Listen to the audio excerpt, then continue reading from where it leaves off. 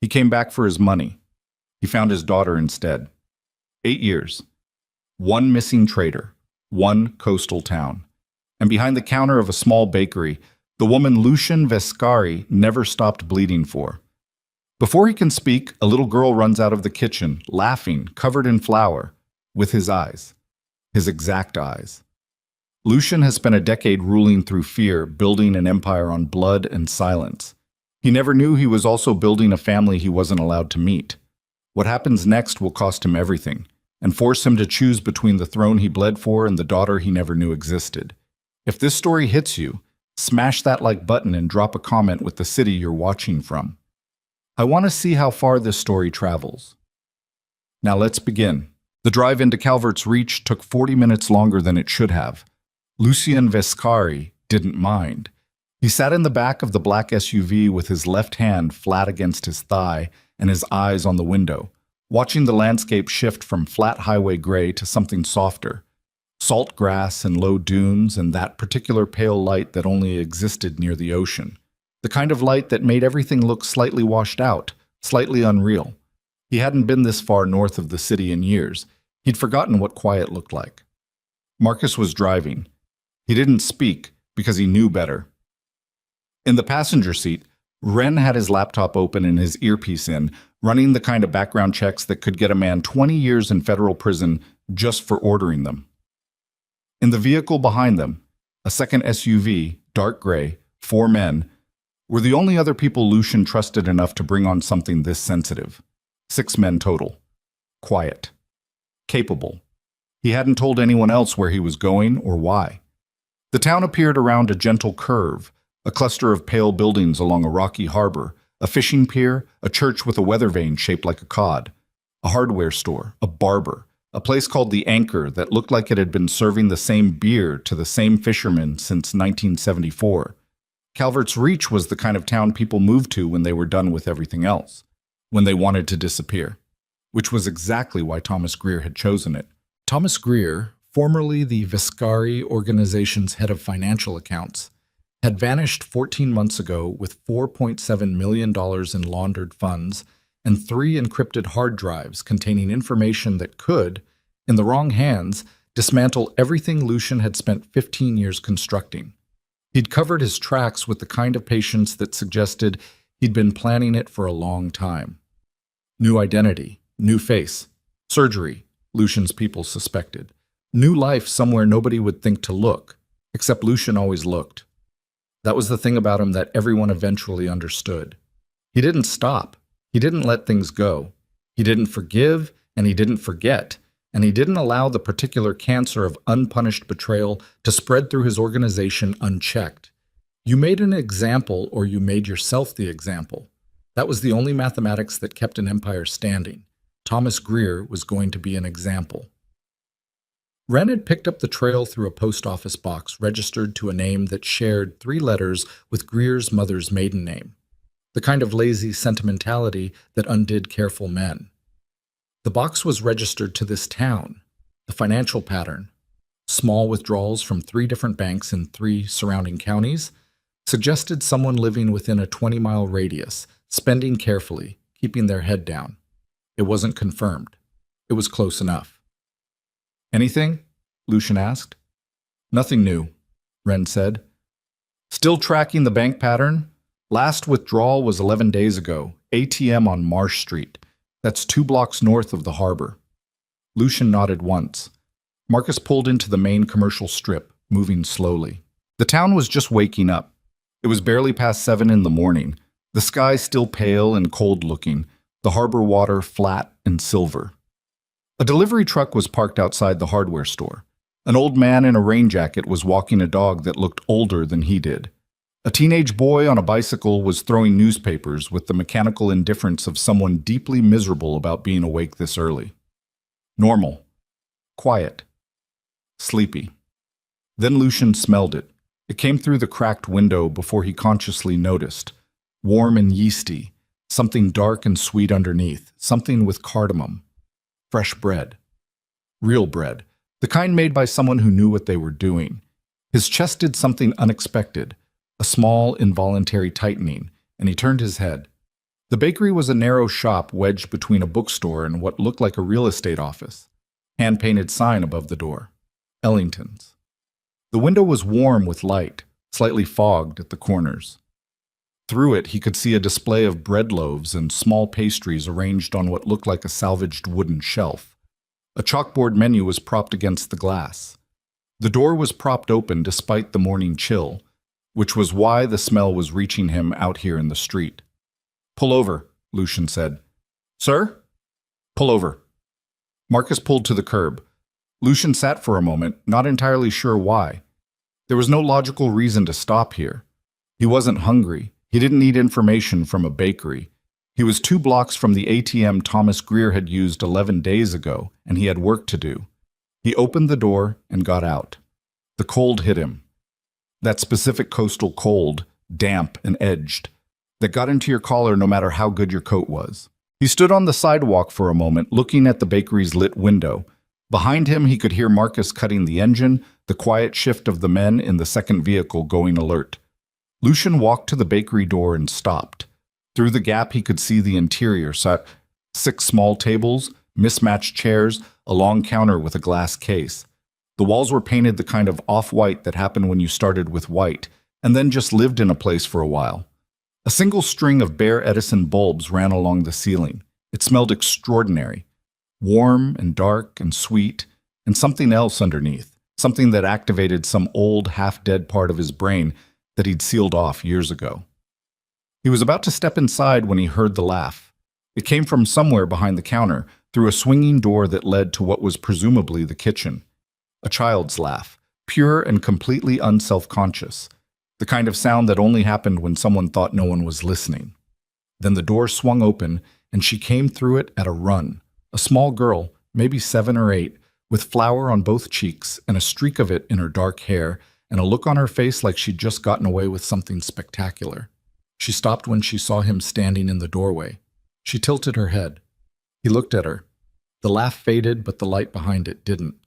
She studied him with the frank, unself-conscious assessment of a child who hadn't yet learned to pretend she wasn't looking. Her eyes were... Lucian stopped breathing. Her eyes were gray. Not blue-gray, not hazel. Genuinely gray. The particular shade that most people described as unusual when they met him. The same shade his mother had called winter water when he was small. He had never in his adult life met another person with eyes that color. He was looking at them right now. The girl tilted her head the other way. "Are you here for bread?" she asked. Her voice was matter-of-fact, practical.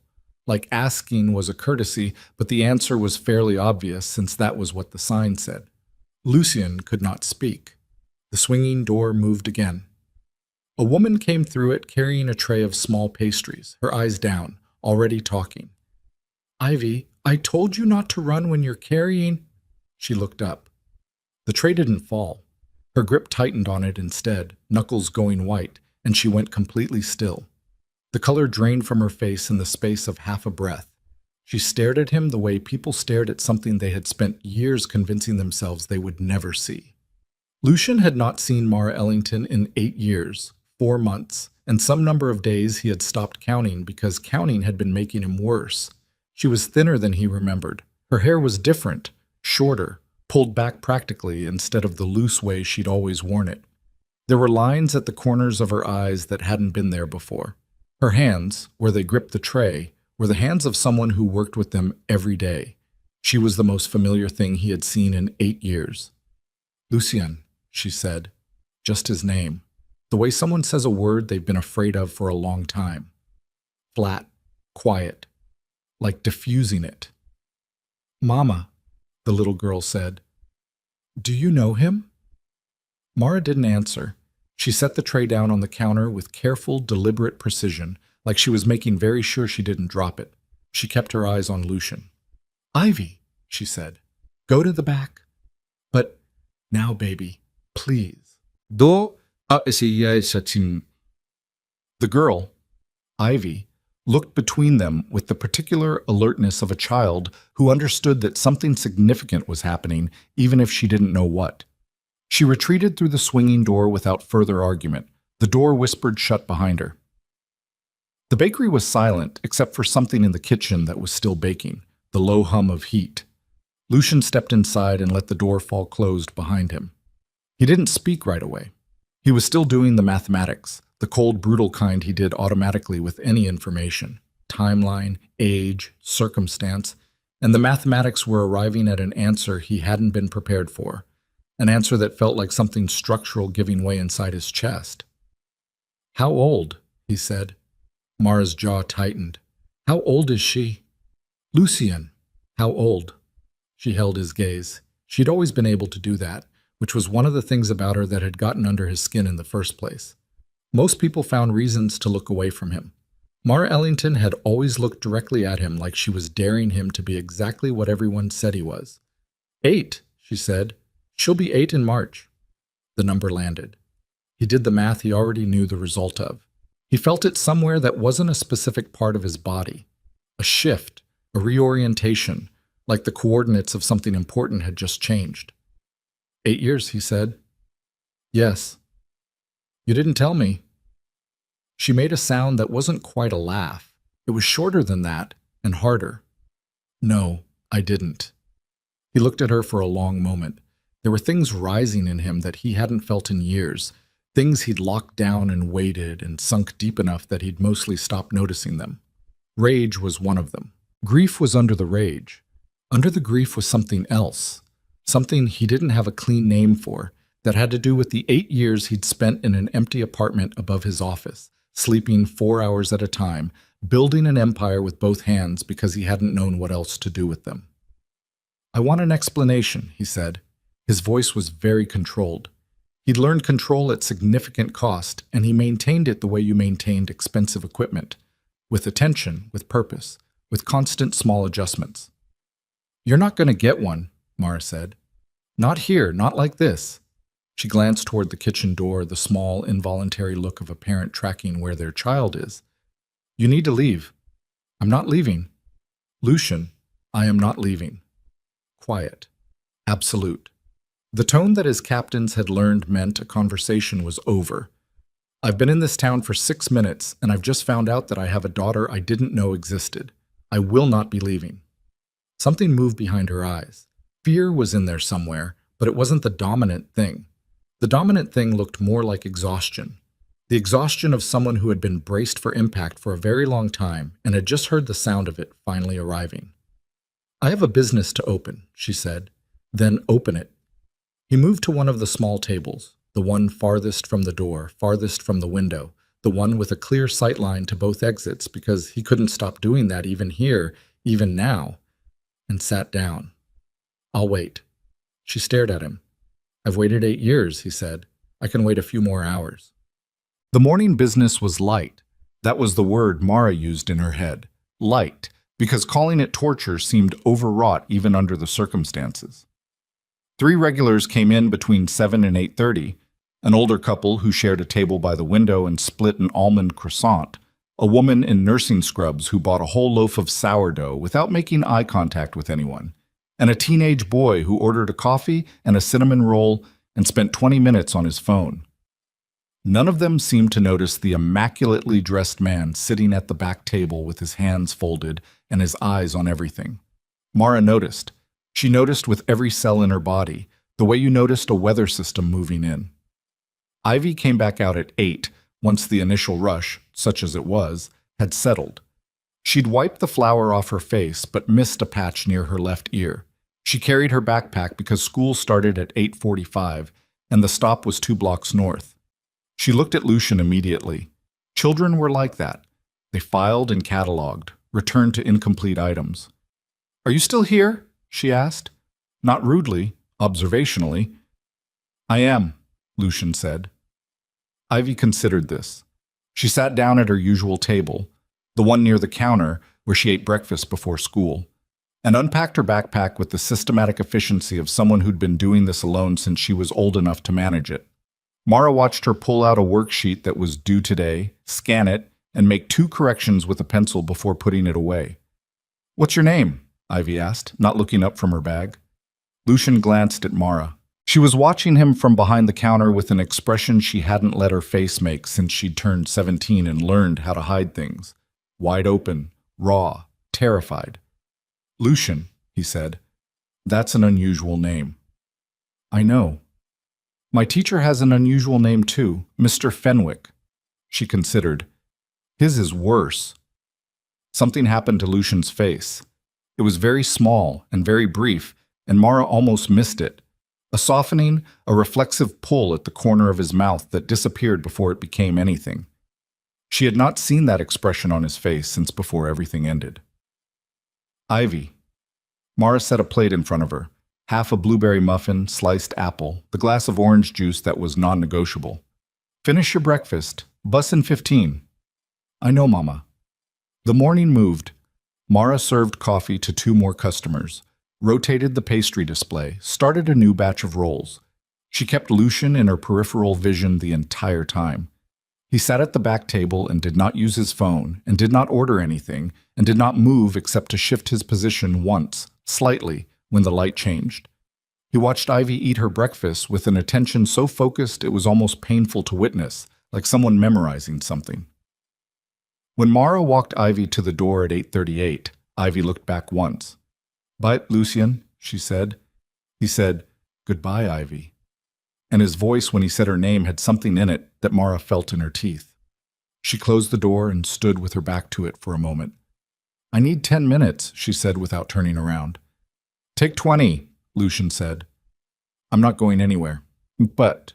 She gave him 20 minutes and then she locked the front door and flipped the sign to closed and sat down across from him because there was nothing else left to do. The table between them was small enough that she was uncomfortably aware of his hands, those specific hands she had spent years trying to forget the precise weight of. He looked at her. She looked back. "Talk," he said. "Where do you want me to start?" "The beginning. The night you left." The morning light was strengthening through the window, shifting from pale to gold. Mara wrapped both hands around the coffee cup she'd poured herself, not for warmth, for something to hold. And she started. 8 years ago, she'd been living in the city. She'd been with Lucian for 2 years by then, which was 2 years longer than she'd planned to stay. She had always known, in some clear-eyed and practical part of herself, that what she was doing was unsustainable. You didn't love men like Lucian Viscari without cost. You didn't exist in that world without it leaving marks on you. She had told herself she was leaving soon. She was almost ready.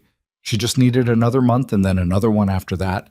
And then she'd found out she was pregnant, and every plan she had dissolved into a kind of static she couldn't see through. She hadn't told him.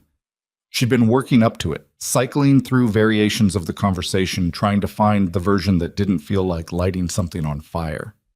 And then, 6 weeks into the pregnancy, 3 weeks before she'd gotten around to telling him, she'd gone back to the apartment they kept near his main office because she'd left her phone charger there. She had a key. She let herself in through the back entrance. She came in quietly because she was tired and it was late and she hadn't announced herself. And she'd stood in the hallway and listened to 2 of his captains, men she'd seen at dinner, men who'd called her by name and smiled at her, discuss what would happen to anyone carrying Lucian Viscari's bloodline if his enemies ever got serious about destabilizing the organization. They were clinical about it. They used the word liability several times. They agreed that the situation, meaning her, meaning any child she might be carrying, would need to be managed before it became a problem. Mara had stood in that hallway for approximately 4 minutes. Then she had walked back out the way she came. She'd spent 2 days paralyzed, during which she'd told herself she needed to talk to Lucian. She needed to give him the chance to explain. She needed to...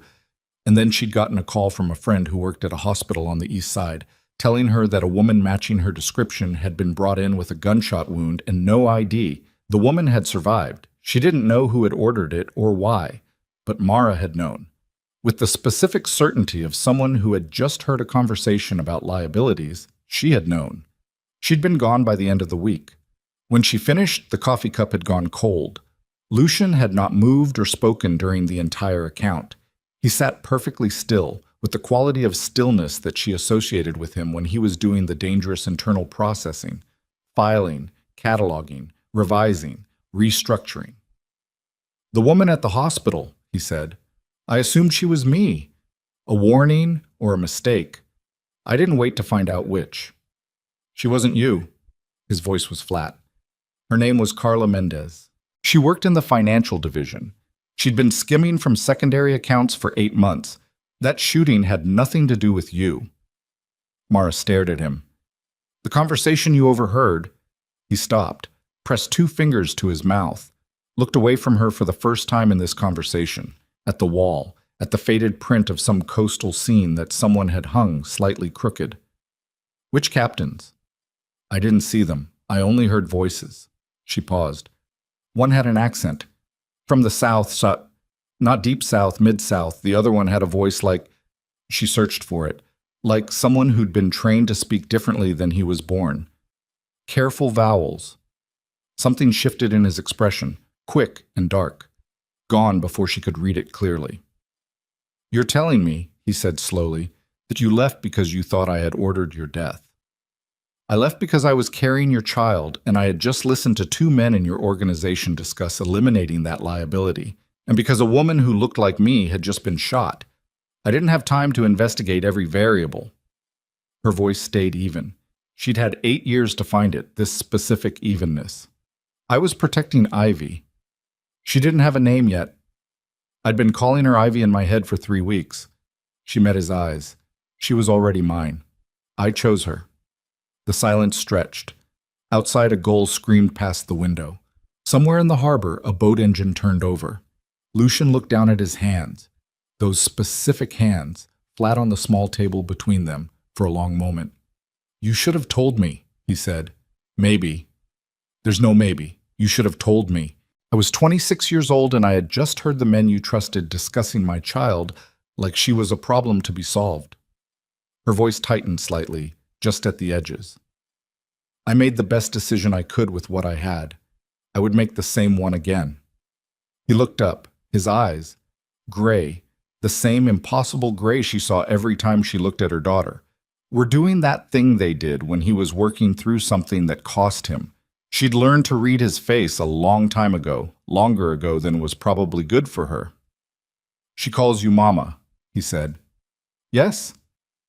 She knew who I was. When I walked in, she wasn't afraid of me. She doesn't know who you are. Mara paused. She knows you're someone I know. She can read a room. She's... A breath. She's very smart. She takes after... She stopped. He waited. She's very smart, Mara said again, carefully. Lucian was quiet for a moment. I want to see her. I want to... He stopped again, which was unusual for him because he was not a man who stopped mid-sentence. I don't know what I'm asking for. I don't know what any of this looks like. It looks like you go back to where you came from, Mara said. It looks like you let us continue the life we've built. No. Lucian, I said no. Not loud, not aggressive, just the wall coming up. I understand why you left. I can hold what you've just told me and understand it, but you need to understand what you're asking me. You are asking me to walk out of here and go back to my life and pretend that I did not just look into my daughter's eyes. He paused. I can't do that. Mara's jaw tightened. She had known somewhere below the hope that this was the answer. She had known it the moment she'd seen him in the doorway. Then we have a problem, she said. We've had a problem for 8 years. He stood, buttoning his coat with the same systematic precision he did everything with. I'm not leaving Calvert's Reach. I will not insert myself into her life without your consent. I'm not going to blow up everything you've built for her. But I'm staying. He moved toward the door. Lucian? She made herself say the next part. There are things you don't know yet, about why I've stayed this careful, about who has been looking. He turned. She looked at him, at this man she had loved and fled and tried for 8 years to stop thinking about. And she saw the moment the information restructured itself in his expression, not who was looking for Thomas Greer, who was looking for her. Someone in your organization already knows about Ivy, she said. His face went completely, dangerously still. How long have you known that? He said. Long enough to start being afraid again. Lucian didn't move for 4 full seconds. Mara counted them. She'd learned to count his silences years ago, the same way you learn to read weather. Not because it was interesting, but because your safety depended on getting the reading right. 1 second was processing, 2 seconds was restructuring, 3 seconds was the moment he decided something. 4 seconds meant whatever he'd decided was significant enough that he was choosing his first word with surgical care. "Tell me exactly what you know," he said. 3 weeks ago, a man came into the bakery. He wasn't from here. I've been here 6 years. I know everyone who lives within 20 miles. He ordered a coffee he didn't drink and asked me questions that sounded like small talk but weren't. She kept her hands around the cold cup, keeping them still. He asked how long I'd been here, whether I had family in the area, whether I'd ever lived in the city. She paused. He looked at Ivy the way someone looks at a photograph they're trying to match to something they already have. Did he say his name? No. Describe him. 40, maybe 45. Medium build, dark jacket. Nothing remarkable about his face. That's the part that bothered me. Men who look completely unremarkable usually work very hard at it. Lucian's jaw moved slightly. Did he come back? No, but 2 days later, someone had gone through the storage shed behind the building. Nothing was taken, but things had been moved. Someone was looking for something, or confirming something. Why didn't you run? The question was flat, not accusatory, genuinely trying to understand the decision tree. Because running would confirm I had something to hide, and because... She stopped. Because I've been running for 8 years, and I'm tired, Lucian. I'm very tired, and this is my home, and Ivy has a school, and friends, and a life. And I decided that if someone was going to find us, I was going to make them work for it, rather than scatter everything she knows the moment I got scared. He looked at her for a moment with something she couldn't fully categorize. It wasn't admiration, and it wasn't criticism. It was more like recalibration, the look of someone updating a file. You should have run, he said. Probably. He moved to the window, not directly in front of it, to the side, angled so he could see the street without being clearly visible from it. Old instinct. She recognized it the way you recognized a habit in someone you'd once watched every day. My second in command is a man named Damien Sarto, he said, not looking at her. He's been with me 11 years. He runs the day-to-day when I'm occupied. He has access to information that most people in the organization don't. A pause. Including historical personnel files, including old surveillance on individuals connected to me. Mara felt something cold move through her. You think it was him? I think the man who came to your bakery was one of his people. He turned from the window. The captains you overheard 8 years ago. The one with careful vowels. He said it with a precise, controlled flatness that meant something specific. I have a candidate. Damien. He didn't confirm it. He didn't deny it. I have a candidate, he said again. The cold thing in Mara's chest got heavier. She understood what that meant. Understood that Lucian didn't accuse people casually, that by the time he named a candidate, he had already built most of a case and was simply waiting on the last piece. She also understood what it meant that the candidate was his second in command. 11 years, day-to-day operations, access to everything. If it's him, she said carefully, and he already knows about Ivy, then we don't have 3 weeks. We might not have 3 days. He said it without flinching. She'd always hated that about him. The way he delivered catastrophic information in the same register he used to order coffee. It had read as cold to her once. Now she recognized it for what it was, the specific discipline of someone who'd learned that panic was expensive. What do we do? Right now, you're going to act like this conversation didn't happen. You're going to open the bakery. You're going to have a normal day. He moved toward the door. I'm going to make some calls. Lucian. She stood. She doesn't know who you are. She doesn't know anything about your world or your name or what it means. I have kept her completely... I know. His voice was quiet. I'm not going to blow that up, I told you. He looked at her once more from the door. How does she take her hot chocolate? Mara blinked. She drinks it in the morning, after the bread comes out. I saw the mug on the counter. How does she take it? Extra cocoa, Mara said, thrown. No marshmallows. She thinks they're too sweet. He nodded, filed it, opened the door. "Lock this after me," he said. The house Lucian rented by noon was a gray-shingled colonial 3 blocks from the harbor, available furnished at a weekly rate from an agency that didn't ask follow-up questions when presented with cash and a plausible cover story. By 2 in the afternoon, Marcus and 2 of the other men had swept it for anything problematic and established a rotation. By 4, Wren had a mobile workstation running in the back room and had updated his search parameters significantly. Thomas Greer had become secondary. Lucian sat at the kitchen table with a legal pad and wrote a list of names in his precise, small handwriting. The handwriting of someone who'd taught himself to write neatly because messiness felt like imprecision. He circled 3.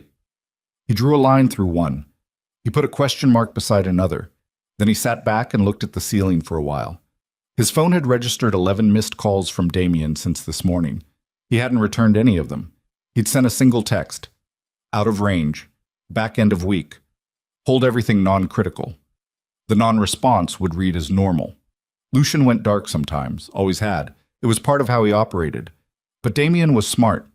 Damien had always been smart, which was why Lucian had elevated him, and which was also why, if the candidate theory was correct, Damien would start reading the silence carefully before long. He called a man named Corbin Hale instead. Corbin was 71 years old and had been retired from the organization for 4 years, and was therefore one of the only people Lucian could reach without the call being noted and logged by anyone currently on Damien's radar. "You're calling from a number I don't recognize," Corbin said when he picked up. "New phone." "Uh-huh. What do you need?"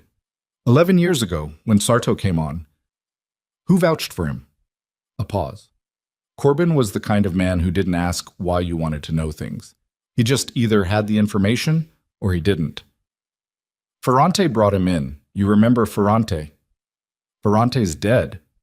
"Yes, he is." "Who else?" "Nobody else." "Ferrante vouched. You ran your own check. You brought him in. That's the record." Another pause. "You running a check now?" "I'm reconsidering some things." Corbin's voice was the voice of a man who had seen many reconsiderations and understood what they usually preceded. "You need me to look at anything specific? Financial movement, past 18 months, outflows that don't match the official accounts." "That'll take time." "I know. Start with the secondary reserve accounts." "Give me 48 hours. Lucian hung up and looked at the legal pad again. 48 hours. He had 48 hours before either Corbin turned up something concrete or Damien finished reading the silence and began making his own moves. In the meantime, he had a daughter 3 blocks away who didn't know his name meant anything. He went back to the bakery at 8 the next morning. Different table, same sight line to the exits. He ordered coffee this time. Mara brought it without comment, set it down with the controlled efficiency of someone performing a task they were not going to assign emotional weight to, and went back to the counter. Ivy arrived from the kitchen at 8:10, already in her school clothes, backpack on, carrying what appeared to be a drawing she was evaluating with intense critical judgment. She looked at Lucian. He looked at her. "You came back," she said. "I did." She sat at her usual table, set the drawing face up. It was a horse, fairly accomplished for someone her age, the proportions almost right. "Do you know anything about horses?" "Some. Enough to tell me if this looks right?" He looked at the drawing across the distance of 2 tables. "The neck is a little long. Horses carry their weight forward. The neck should be shorter, thicker near the base." She looked at the drawing with a new assessment, then at him. "How do you know that?" "My uncle had horses when I was young." "What kind?" "Standard breds mostly, for racing." He paused. "They're not like riding horses. They pull a cart, a sulky. It's a different sport." Ivy processed this with the systematic thoroughness she applied to apparently everything. "I've never seen that kind of racing." "Most people haven't." She turned the drawing over and began correcting the neck with her pencil. "Do you have a family?" she asked, in the tone of someone pursuing a line of inquiry rather than making conversation. The question landed in a specific place. "I'm working on it," Lucian said. Ivy appeared to find this an acceptable answer. She continued correcting her drawing. Mara, behind the counter, had stopped moving. By the third morning, a pattern had established itself, the way patterns did when you stopped fighting them. Lucian arrived at 8. He ordered coffee, sometimes a pastry, which he ate with the focused attention of someone tasting something they'd denied themselves for a long time.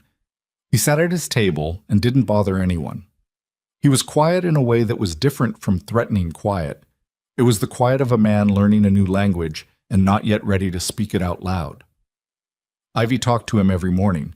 She had decided, with the executive confidence of a child who had assessed a situation and reached a conclusion, that he was interesting. She told him about her teacher, Mr. Fenwick, whose unusual name was now only the third most unusual thing about him, the first being that he was afraid of butterflies, and the second being that he cried during a history lesson about a siege that happened in a country most of the class couldn't locate on a map. She told him about her best friend Petra, who could hold her breath underwater for 47 seconds. She showed him a library book she was reading about deep-sea fish, the bioluminescent ones, the ones that made their own light in total darkness. "Why those?" he asked. She turned the book to show him a page, a photograph of something translucent and alien-looking, glowing cold blue-green from the inside. "Because they had to," she said. "There's no light down there, so they just made their own." He looked at the photograph for a moment. "That's smart," he said. "It's survival," Ivy corrected, with the precision of someone who found imprecision mildly irritating. Mara, wiping the counter for the second time in 5 minutes, did not look up. The problem was the way Lucian looked at Ivy. She'd known, intellectually, that this would be the problem, that it wouldn't be the hostility or the demand or the pressure she'd braced for. It would be this, the way a man who had built his entire existence on controlled distance turned out to have no distance whatsoever when it came to this specific person. He watched Ivy with the focused attention of someone who understood they were being given something they hadn't earned and couldn't keep, but couldn't stop accepting. It was, Mara thought, the most dangerous thing about him. It always had been. The call came on the 4th day. Not to Lucian's phone. To the bakery's landline, which almost nobody used anymore except suppliers and the occasional wrong number. Mara answered it automatically, flour on her hands, thinking it was the dairy delivery confirming tomorrow's time. "Mrs. Ellington." The voice was male, mid-range, pleasantly neutral in the specific way of someone trained to sound pleasant and neutral. "Or is it still Ms. Ellington? I understand you never married." Mara's hand tightened on the receiver. "Who is this?" she said. Not a question, a demand that came out quieter than she intended. "A friend of a friend. I'm calling because there's a mutual acquaintance of ours who's recently arrived in your town, and I wanted to make sure you understood the situation clearly." A brief pause, timed, rehearsed. "He tends to complicate things, wherever he goes. I'm sure you've noticed." "I don't know what you're talking about." "You do, though." The pleasantness didn't waver. That was the particular chill of it, how even it stayed. "I'm not calling to threaten you, Ms. Ellington. I'm calling because you seem like a practical woman who has managed to build something genuinely valuable here, and I would hate to see it disrupted." Another pause. "We both know that his presence is a risk to you and to your daughter." Mara said nothing. "There's a simple solution," the voice continued. "You tell him to go home. Whatever he came here looking for, tell him he won't find it. Tell him there's nothing here worth staying for." The pleasantness sharpened by a fraction, just enough to be felt. "He listens to you. He always has. That's the remarkable thing about the two of you." The line went dead. Mara stood with the receiver in her hand for a moment. The kitchen timer was going off, a loaf she needed to pull. The morning was moving normally around her, and she was standing in the middle of it, holding a phone that had just made everything worse. She hung up. She pulled the loaf. She set it on the rack with both hands and stood over it and breathed.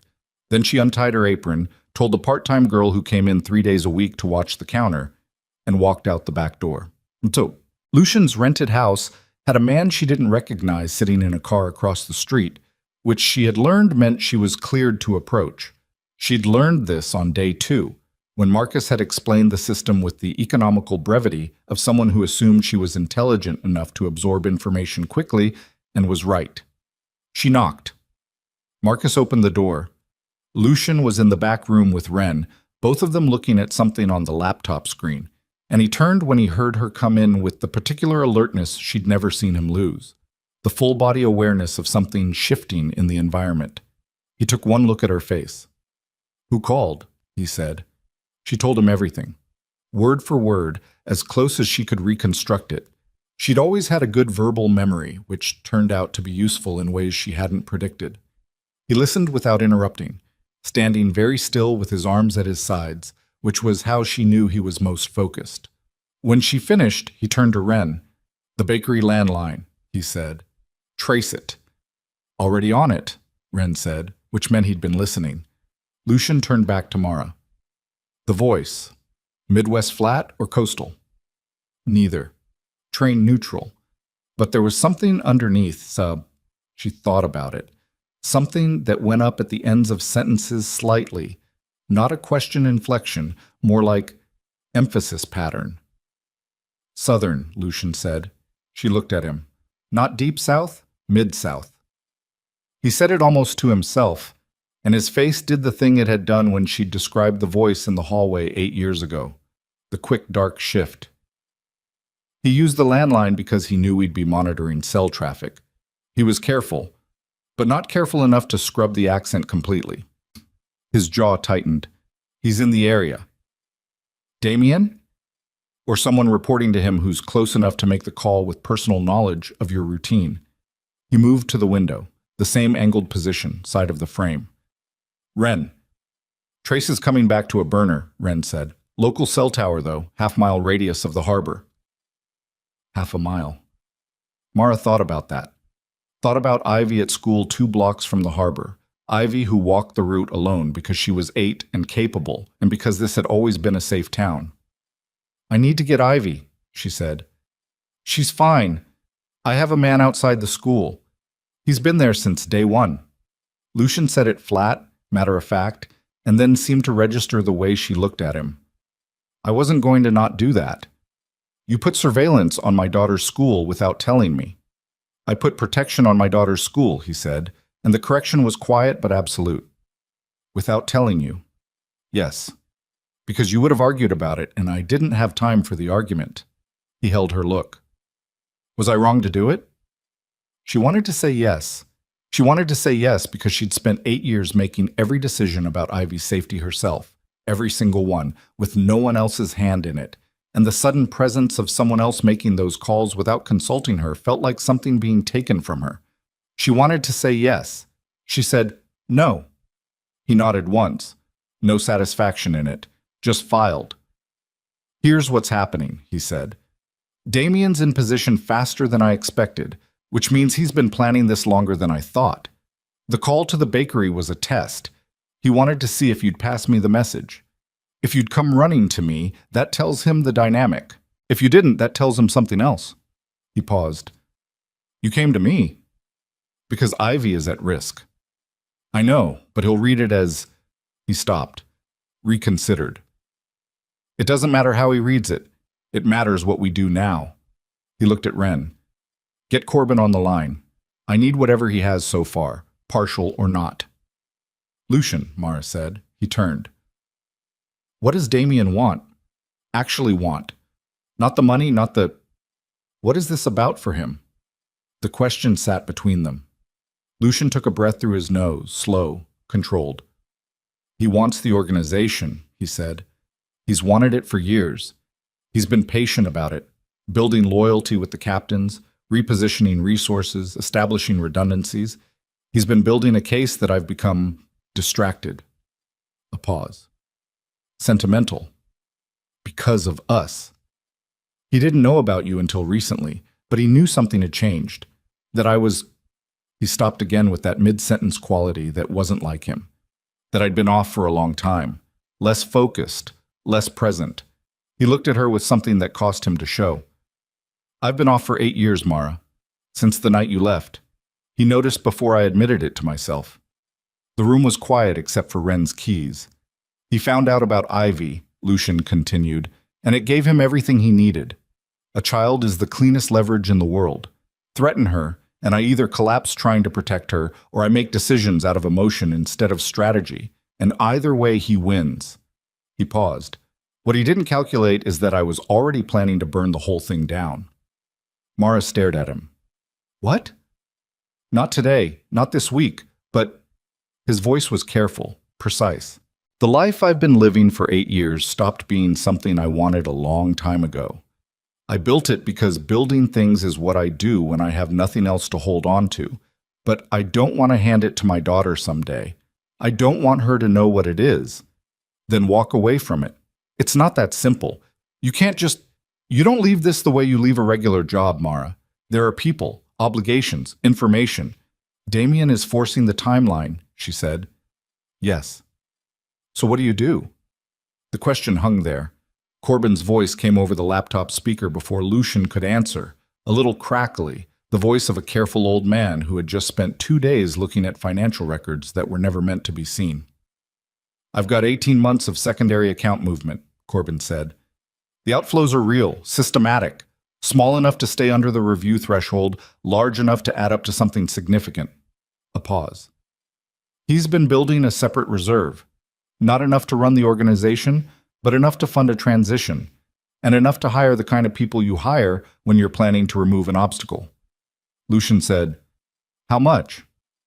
Enough, Corbin said. And there's something else. One of the outflows, 3 months ago, went to a private investigation firm. Good one, the kind that does the work nobody else will do. Another pause. The invoice reference code traces back to a search parameter. He read it out. It was a name. Not Lucian's name, not Mara's. It was Ivy's. What? The silence that followed had weight to it. Physical weight, the kind that changed the air pressure in a room. Wren had stopped typing. Marcus, in the doorway, had gone very still. Mara sat down because her legs made the decision before she did. She sat in the nearest chair, at the kitchen table in this rented house in a town she had chosen for its silence and its distance, and she put her hands flat on the table the way Lucian had done that first morning in the bakery, and she breathed. He's had someone looking for Ivy specifically, Lucian said, low, controlled. Not for me. Not for you. For her. For 3 months, Corbin confirmed from the speaker. Whatever he found it at least 3 months ago. Lucian moved to the table and sat across from Mara. He didn't touch her. He put his hands flat on the table and looked at them, and then he looked at her, and she saw, beneath the control, beneath the discipline he'd built his entire existence on, a fear she recognized because she'd lived with its close cousin for 8 years. He knows everything, Lucian said. He's known for 3 months. He waited. Why? Mara asked. Because he wanted me here. His voice was very quiet. The investigation firm didn't just find Ivy. They found Greer, Thomas Greer, and set up a trail that would lead me here. This isn't a coincidence. His jaw tightened. I wasn't hunting a traitor. I was being herded. The realization arrived in full, and Mara felt it move through her like something seismic. Everything she'd thought was random acquiring structure, the unremarkable man in the bakery, the searched storage shed, the phone call, all of it forming a shape that had been designed before she knew she was inside it. Lucian had been led here, to her, to Ivy, and now Damien had them all in one place. The Harvest Festival, Wren said quietly from the other room. Both of them looked toward him. 3 days from now, Wren said. Town-wide event, harbor, Main Street, everywhere. Crowds. Access points from multiple directions. He turned the laptop to face them. I've been running security analysis on the area since we arrived. If someone wanted to move on a target in this town, that's the window. 3 days. Lucian looked at Mara. I'm not leaving, she said before he could say it. Don't tell me to take Ivy and run. She has a life here. This is her home. I know. Then what? We don't run. He stood. His voice had changed. It was back to the register she recognized from years ago, the one that meant a decision had been made and the deliberation was over. We stop reacting and start moving. I'm going to reach out to the captains directly, not all of them. 3. The ones I'm certain of. I need to know who Damien's already turned before he realizes I'm counting. And if he moves before 3 days? Then we handle it. He looked at her steadily. I need you to do something difficult. I need you to take Ivy to the festival the way you normally would. Same time, same routine. Normal. Like nothing has changed. Mara felt the cold thing shift in her chest. You want to use her as bait, she said, and her voice came out flat and hard. I want to use her routine as cover, he said.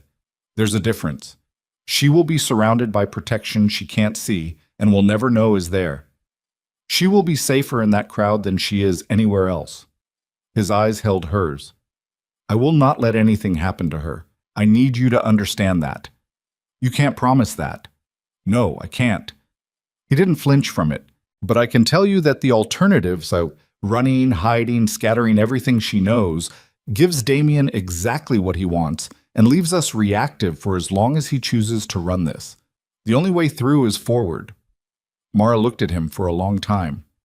8 years ago, she had made a decision in a hallway with incomplete information, and she had lived with the consequences every day since then, in the specific particular way that good decisions still cost you something. She had been right to run. She had been wrong about why. She looked at this man, this specific, complicated, profoundly dangerous man who had spent 4 mornings in her bakery learning that her daughter found marshmallows too sweet and was conducting original research into the structural properties of horse necks. And she made the calculation she'd always been better at than she'd admitted. 3 days, she said. 3 days. If anything feels wrong, you pull her and you run and I deal with the rest. Yes. He said it without hesitation. That's the standing order. Yours supersedes mine. She nodded, stood, straightened her jacket. There's one more thing, Lucian said. She paused. Ivy's going to ask about me. She already is. Mara, she's already asking. She's 8 years old and she's been watching us and she has her mother's instincts and she knows something is happening. He paused. I'm not going to tell her anything without your consent. But you need to decide before this is over what you're going to tell her, because after this is over, she'll be old enough that the question won't go away on its own. Mara stood in the kitchen doorway of the rented house where the most dangerous man she had ever loved was running a quiet war out of the back bedroom, and she thought about a little girl with gray eyes who made her own light in total darkness because she had to. I know, she said. She left through the back door. Behind her, she heard Lucian pick up his phone and begin making the calls that would determine whether they had 3 days or less, his voice dropping into the flat, precise register of a man who had stopped waiting and started moving. And somewhere beneath the fear, somewhere she wouldn't have admitted to out loud, she felt the specific terrible relief of not being the only person anymore who was willing to stand between her daughter and everything that wanted to reach her. The Harvest Festival was in 3 days. And somewhere in this small, quiet town, a man named Damien Sarto was already counting down to the same moment, with a phone full of hired names and a plan that had been running for months and a certainty that he had already won because he had Lucian Viscari exactly where he needed him, in love, in place, and completely surrounded.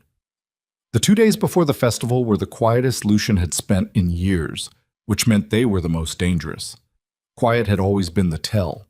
In 15 years of running an organization built on controlled chaos, he had learned that the moments just before something catastrophic were almost always characterized by a specific quality of stillness, the kind that wasn't peace, but was peace's convincing imitation, the kind that made careful men careless. He didn't let himself be careless. He made the 3 calls he'd outlined to Mara. The first captain, a man named Bressler, who ran the Northeastern accounts, and had worked directly under Lucian for 9 years, picked up on the second ring and talked for 40 minutes. What Bressler said rearranged several things Lucian thought he understood about the last 6 months. The second captain, a woman named Fossey, who managed logistics and had the kind of operational mind that could track 17 moving pieces simultaneously, didn't pick up, didn't call back. That was information too. The third captain, an older man named Whitmore, who had known Lucian since before the organization existed, listened to everything Lucian said without speaking, and then said, "How bad is it?" "Bad enough," Lucian said. "How much time?" "1 day?" A pause. "I'll be there," Whitmore said. He arrived the following morning, drove himself, a 70-year-old man in a sensible sedan who looked like someone's retired accountant and had, in his specific career, solved problems that no accountant had ever been asked to solve. He sat at the kitchen table in the rented house and drank black coffee and listened to Wren's full briefing without blinking. Damien's moved 12 men into the area, Wren said. That's what I can confirm. There may be more. There are more, Whitmore said. If Sarto's running this the way I think he's running it, he's got 2 tiers. The confirmed men you found and a second tier that doesn't know what they're part of, hired locally, day labor, told they're doing security work for a private event. The festival, Lucian said, crowd cover, confused optics. By the time anyone understands what's happening, it's already happened. Whitmore looked at his coffee cup. He's done his homework. He's had 3 months. Yes. Whitmore looked up. And you've had 4 days. That's not nothing? You're still standing, and he doesn't know you know. But Lucian, he paused. The gap is real. Lucian said nothing. The captains he's turned. Bressler told you Fossey? Who else? Garrett? Possibly Chen, though I'm less certain on Chen. Whitmore absorbed this. That's a majority of the operational tier. If he calls a vote, he won't call a vote. He'll use Ivy. Lucian said it without inflection. That's the move. That's always been the move. A vote requires building a case. Taking the child requires only 1 afternoon. Whitmore was quiet for a moment. What are you going to do? Something he won't expect. That covers a lot of ground. I know. Lucian looked at the legal pad in front of him. I'm going to give him what he wants. Whitmore put his coffee cup down very carefully. Say that again. The organization, the authority, he wants it. I'm going to give it to him, publicly, in front of every captain. He kept his voice level, not because he felt level, but because this particular decision had been made and it deserved the respect of being stated clearly. Before he takes Ivy, before he has leverage, before he can use her as a mechanism to force it, I'm going to walk into a room with every captain available and I'm going to lay it down. Whitmore stared at him. Across the room, Wren had stopped typing again. You're going to abdicate, Whitmore said. I'm going to restructure. Lucian, that's... If you do that voluntarily, before he's forced it, you lose the leverage of... I lose the leverage of an organization I'm planning to dismantle anyway. He said it plainly. Corbin's got 18 months of financial evidence. I've got the encrypted drives from Greer. Yes, I found him 2 days after we arrived. He's been living under the name Calloway on the south end of town. And before you ask, yes, he's cooperative because the alternative I offered him was substantially worse. He paused. Between Corbin's financial documentation and Greer's drives, I have everything I need to bring the whole structure down. Not piece by piece, all of it. One submission to the right federal contacts and the organization doesn't restructure under Damien. It collapses. Whitmore sat back. He looked at Lucian for a long time with the look of a man encountering new information about someone he thought he'd fully mapped. You've been building to this, Whitmore said. Not consciously, but yes. A pause. I've been building something I don't want to leave to anyone. I certainly don't want to leave it to Damien Sarto. So you burn it. I burn it. He looked at the window. The question is the order of operations. I need to move before he does. I need Ivy out of the equation before he understands she's been removed as a variable. And I need to do it in a way that leaves him standing in an open field with nothing, no leverage, no organization, no authority, when the structure comes down. Whitmore was quiet for a long moment. The festival tomorrow, he said. Yes. He'll move tomorrow. That's what I'm counting on. What yet? Mara kept the bakery open. She kept the routine. She walked Ivy to school in the morning and picked her up in the afternoon and made dinner and read the nightly chapter of whatever book they were working through and turned out the light in Ivy's room at 8:30 and then sat in the kitchen in the dark for a while, listening to the town be quiet.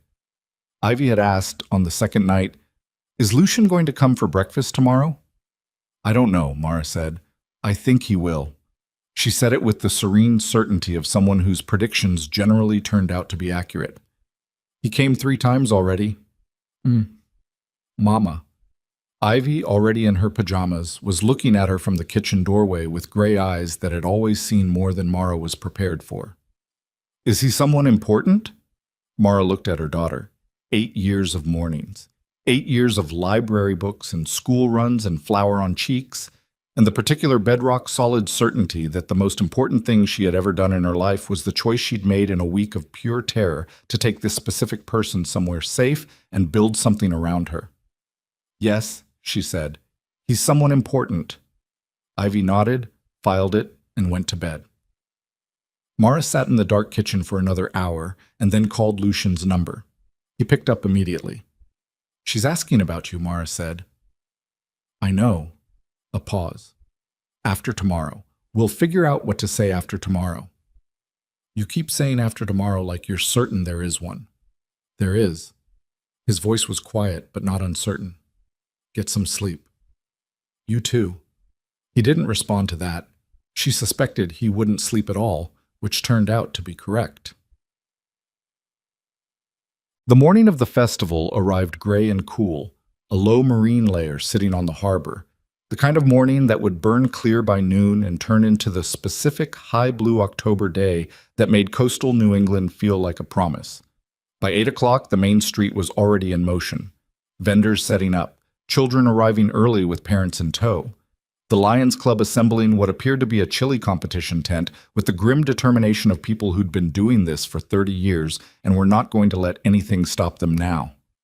Mara opened the bakery at the usual time. She'd made extra, harvest loaves, apple pastries, the cinnamon rolls that consistently sold out before 9, regardless of how many she made. The smell coming off the building was extraordinary. She focused on that. The smell, the heat, the mechanics of what she knew how to do. Ivy arrived downstairs at 7:45, dressed in jeans and a rust-colored sweater that had been a birthday gift from Petra's mother. Her hair in the 2 braids Mara had put in last night because she'd asked for them specifically, because the festival felt like a braids occasion. She was bright with anticipation in the way children were bright on days that mattered to them, fully present, fully alive, existing completely in the moment with the unself-conscious totality that adults spent their whole lives trying to reconstruct. Mara looked at her and felt something near the vicinity of her heart, do something she didn't have a word for. Can we get funnel cake? Ivy said. After lunch. You always say after lunch, and then lunch takes forever. Lunch takes 45 minutes. That's forever when funnel cake is happening. Go eat your breakfast. Ivy went. At the counter, the part-time girl arrived and Mara gave her the rundown and then went to stand in the kitchen doorway for a moment where no one could see her face, and she breathed. 3 blocks away, in the gray-shingled Colonial, Lucian was on the phone with Whitmore, finalizing the last variable in a sequence he'd been running in his head all night. Wren had confirmed that 9 of Damien's confirmed 12 men were positioned within a 4-block radius of the bakery and festival grounds. The other 3 were unaccounted for, which was the variable that bothered him. But Lucian had built an entire career on operating under incomplete information, and he was not going to let 3 missing pieces stop the sequence from running.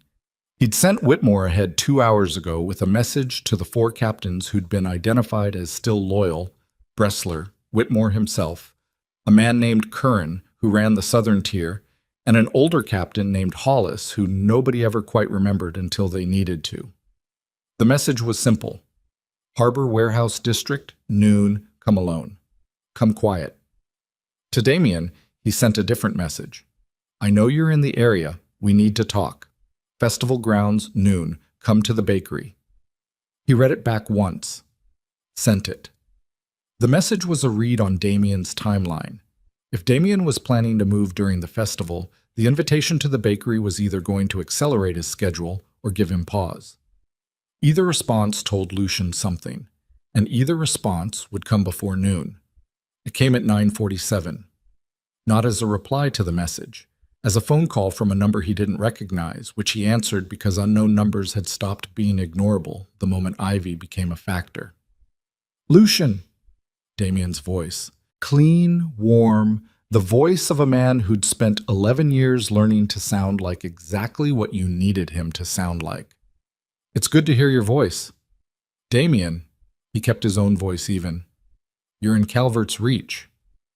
I've been here a few days. Beautiful town. I can see why she chose it. A pause, and in the pause was everything. The acknowledgement, the declaration, the removal of all pretense. You've been busy. I have.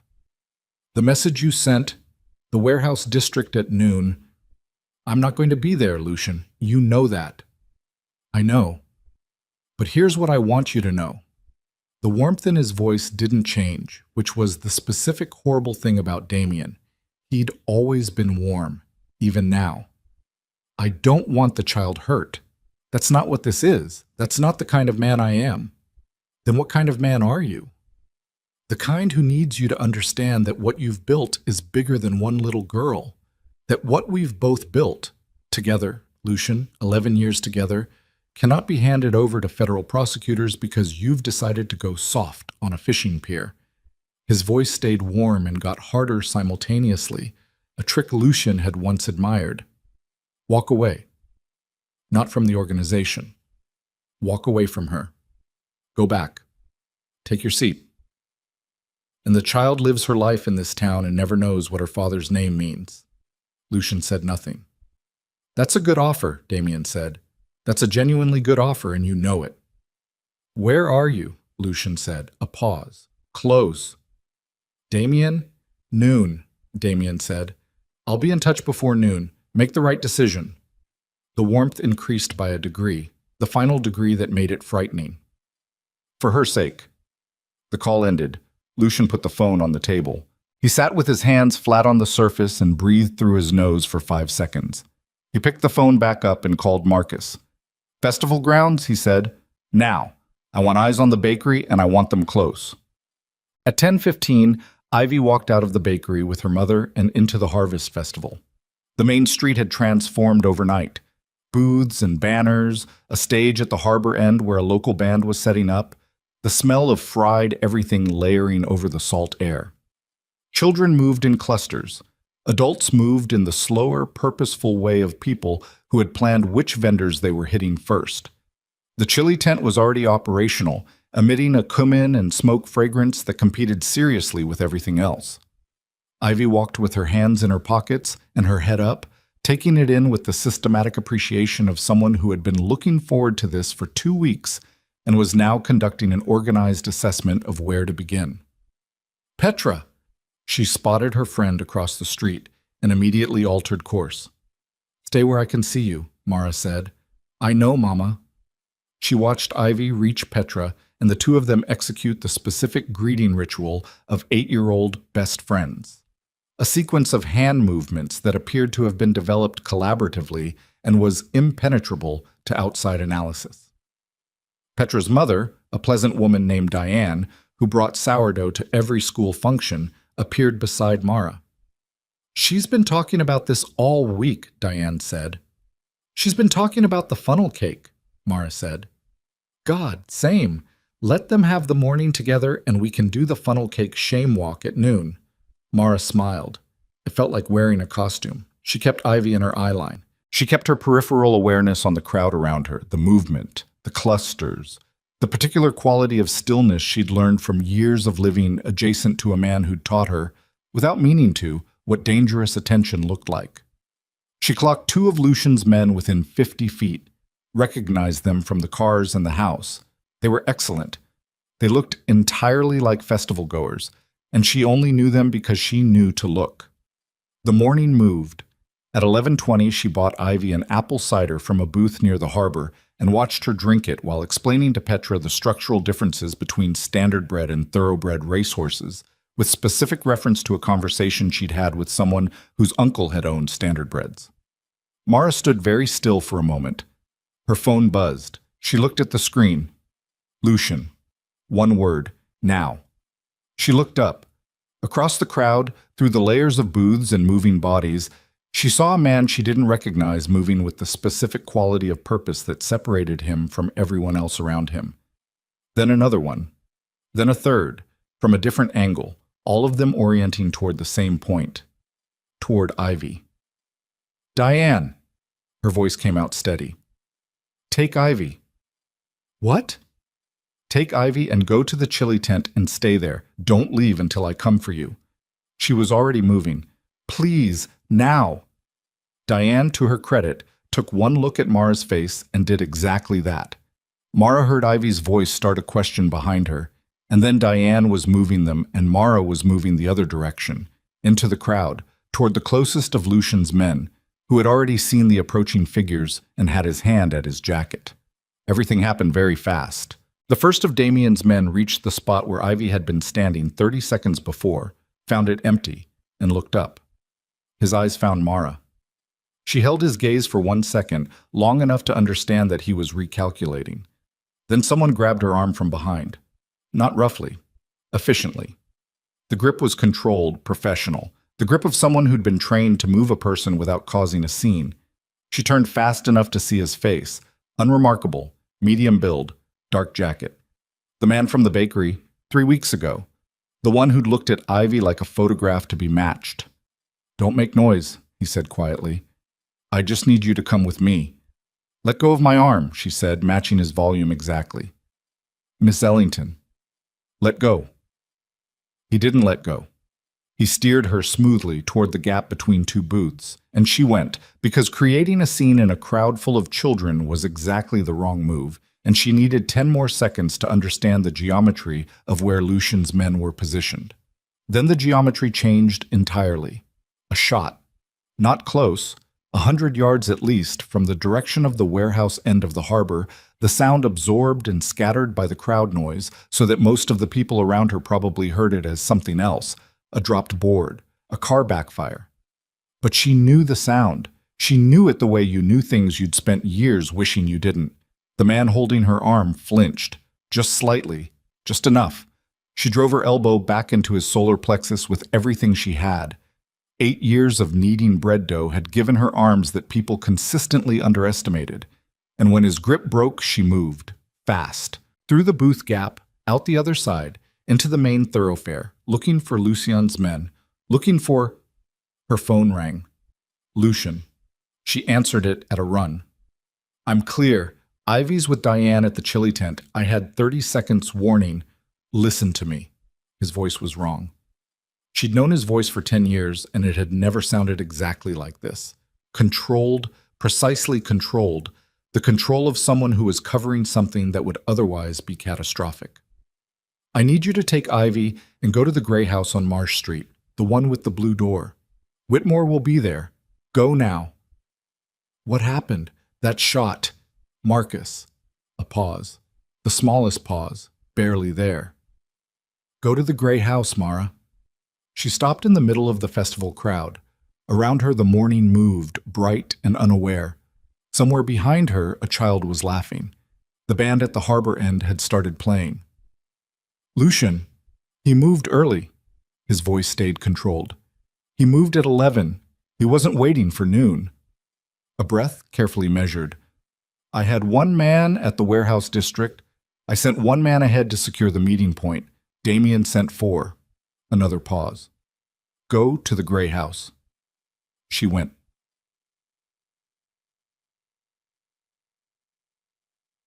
The gray house on Marsh Street had a blue door and Whitmore inside it, standing in the kitchen with the posture of a man who had been in difficult rooms before and understood how to occupy them. Diane and Ivy were already there. Whitmore had reached them at the chili tent 60 seconds after Mara's instructions, which meant Lucian had been running the contingency before the shot. Ivy, when Mara came through the door, looked at her face and said nothing. She came and stood close, which was how she did it when she understood something was wrong without wanting to name it. She pressed her shoulder against Mara's arm and stayed there. Mara put her hand on Ivy's head. Whitmore met her eyes across the room. "Marcus," she said. "He'll live," Whitmore said. "1 shot, left shoulder. He's at the county hospital, under a name that isn't his, and Lucian's surgeon is already driving up from the city." He said it with the flat matter-of-factness of someone delivering a scorecard. "He moved fast, Damien did. Faster than we anticipated. He had someone inside the position, someone who knew where Lucian's advance man would be." Mara went cold. "Inside." "Someone gave him the warehouse location. Whitmore said it with the specific weight of a man delivering information that has already been processed and now simply needed to be stated. The four captains Lucian contacted, Bressler, Curran, Hollis, and myself. One of us passed the information. The room was very quiet. "Not you," Mara said. "Not me." He said it without defensiveness, which was its own form of certainty. "Hollis, we think." Hollis has been running secondary numbers through a shell Wren found an hour ago. He's been on Damien's payroll for 6 months. Four captains, Lucian's last reliable tier, and one of them had been Damien's all along, sitting inside Lucian's most trusted circle, fielding the distress call that was supposed to be the final countermove and turning it into an ambush. Mara sat down. Ivy said very quietly, "Mama, are you okay?" "I'm okay, baby." She wasn't. She put her arm around her daughter and held on. "I'm okay." Her phone buzzed. "Lucian," she answered. "Are you at the house?" he said. "Yes." "Whitmore told me about Hollis." "Don't say names on the phone." "There's no one listening to this line." "There's always someone listening." A pause. She could hear faintly the ambient sounds around him, wind off the harbor, the distant festival music that had probably been going on, absurdly, through everything. "I need you to hear something. Okay? It's over." He said it plainly. "My position, say, the plan I had. It's over. Damien knows about the warehouse meeting. He's already sent messages to the remaining captains. Wren intercepted 3 in the last 20 minutes, telling them I've gone rogue, that I'm building a case against the organization for personal reasons, that I'm a liability." A pause. "Most of them are going to believe him, not because they're stupid, because the evidence he's presenting is partially real. I am building a case. I was planning to bring it all down." Another pause. "He's framing the truth as the betrayal. What does that mean for the plan?" "It means I can't execute it the way I designed it. I can't call a meeting of captains because he's already won that room. I can't move on him publicly because every move I make now reads as him describing me." His voice stayed level. "He has Ivy's location. Wren just confirmed he has eyes on this street." Mara's arm tightened around her daughter. "There's one move," Lucian said. "One move that Damien did not plan for and cannot counter. But I need you to understand what it costs. Tell me." "I go in front of the captains, every one of them, Damien's and mine. And I don't fight the narrative. I confirm it." He paused. "I tell them all of it. That I've been compromised. Their word, not mine. That I've been building something outside the organization. That my judgment has been affected. I confirm every accusation." He paused again. "And I step down. Not under threat. Voluntarily. Before he can use Ivy to force it." Mara stared at the wall. "If I go down before he pushes me," Lucian said, "the leverage disappears. He has nothing to hold. The child becomes irrelevant to the power structure because the power structure has already shifted. Damien gets the chair, which he'll hold for approximately 48 hours, because once I've vacated it, and the federal contacts I've already made have what they need from Greer's drives, the entire architecture comes down." His voice stayed very controlled. "He wins the battle and walks directly into a war he doesn't know is already over." "You'll lose everything," Mara said. "I've been trying to figure out how to lose it responsibly for 2 years. He's just given me the mechanism." She closed her eyes, opened them. "And us? After?" "That's the first real pause, the one that wasn't tactical. That's a conversation for after." A brief silence. "I need you to do one more thing. I need you to bring Ivy." Everything in her tightened. "To where?" she said carefully. "To the meeting. Not inside. Outside. I need Damien to see her with me before I go in. I need him to understand that she was never a card he held, because I'm choosing to lay my own cards down." His voice dropped a register. "I'm not using her. I'm removing her from the game entirely, in front of him, so he understands that threat is gone. Lucian, if something goes wrong in that room, you leave. Immediately. Whitmore drives you out, and you don't stop." A pause. "I know I'm asking you to trust me, I know what that costs, given the history. Mara looked at her daughter. Ivy was sitting beside her, warm and real and alive, with her rust-colored sweater and her braids and her gray eyes that had started this entire sequence of events the moment they'd looked up at a man standing in a bakery doorway. "Where?" Mara said. "The shipyard. End of the harbor, the old warehouse complex. 1 hour." She pulled the phone from her ear, looked at Whitmore, who had been listening with the careful neutrality of a man who understood that this decision belonged entirely to someone else. "The shipyard," she said. Whitmore nodded slowly. She looked at Ivy. "Ivy," she said, "I need to tell you something." Ivy looked at her. Present, serious, that gray-eyed attention that missed nothing. "The man who's been coming to the bakery," Mara began. "Lucien," Ivy said. "Yes," Mara breathed. There are things about him I haven't told you yet. Important things. And you deserve to know them. And I'm going to tell you all of them, I promise. Everything. But right now I need you to trust me that he is not going to let anything happen to you. Can you do that?" Ivy looked at her for a long moment. "Is he family?" she asked. Mara felt the word land in her chest like something coming home. "Yes," she said. "He's family." Ivy nodded. She stood up, straightened her sweater, picked up the jacket she'd dropped on the chair by the door. "Okay," she said, with the matter-of-fact composure of someone who had decided this was manageable. "Then let's go." Outside, 1 block away, a man Lucien had trusted for 11 years was making calls to a room full of captains and telling them a version of the truth constructed to destroy a man who was already walking toward the wreckage voluntarily.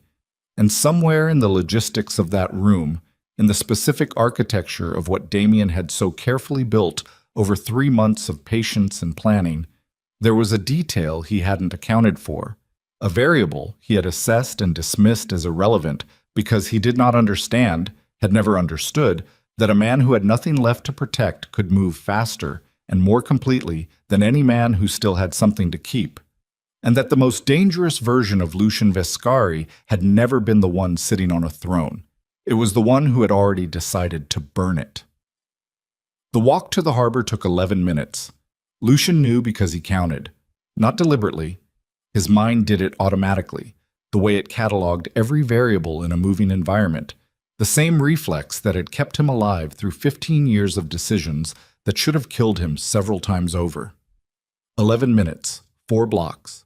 The festival crowd thinning as they moved south along the waterfront, the music fading, the salt smell getting stronger as the working harbor replaced the tourist harbor.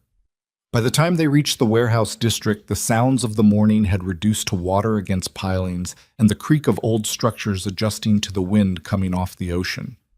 The shipyard had been decommissioned 8 years ago. 6 warehouses, a dry dock that hadn't held a vessel in a decade, a network of rusted cranes that stood against the gray sky like the skeletons of something enormous. The buildings were sound enough.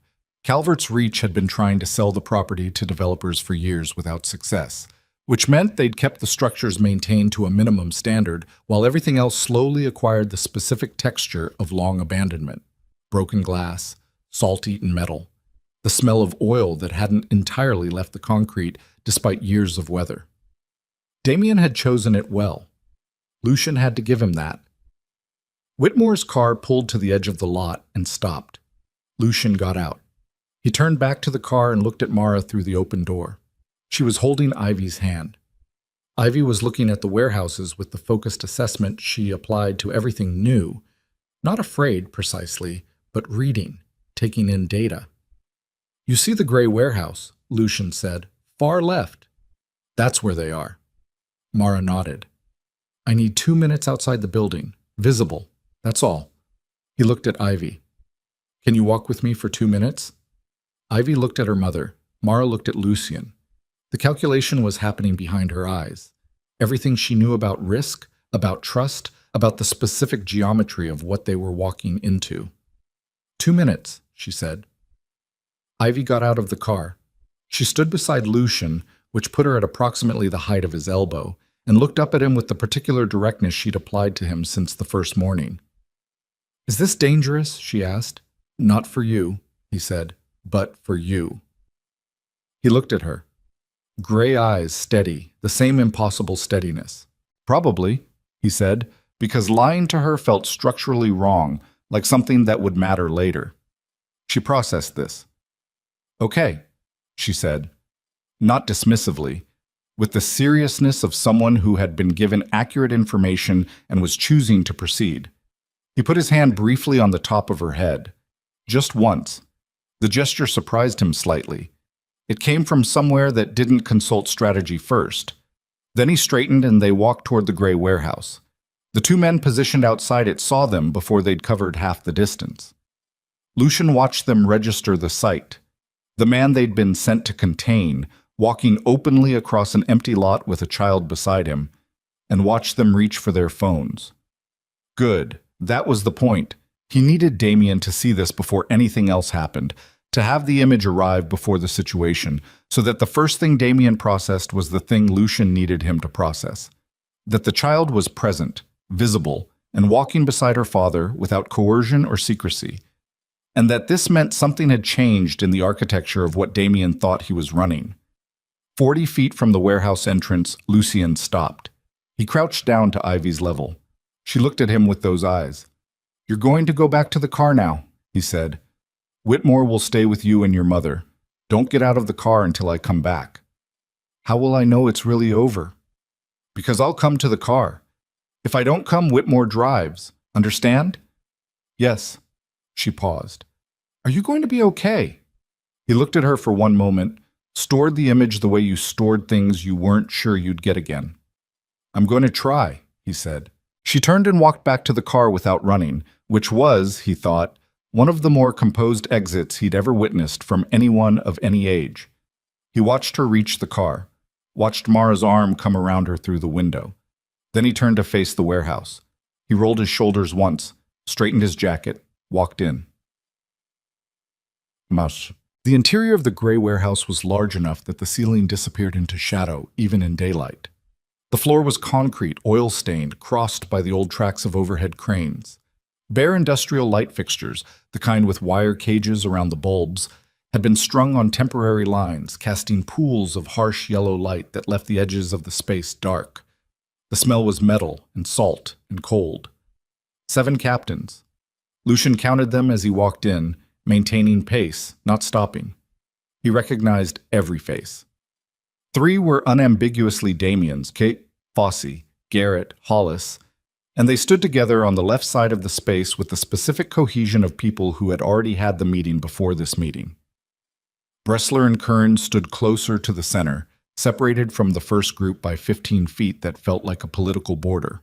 2 others, Rains and a newer captain named Delk, stood near the back wall with the careful neutrality of men who had not yet committed their weight in either direction. At the far end of the warehouse, beside a rusted structural pillar, stood Damien Sarto.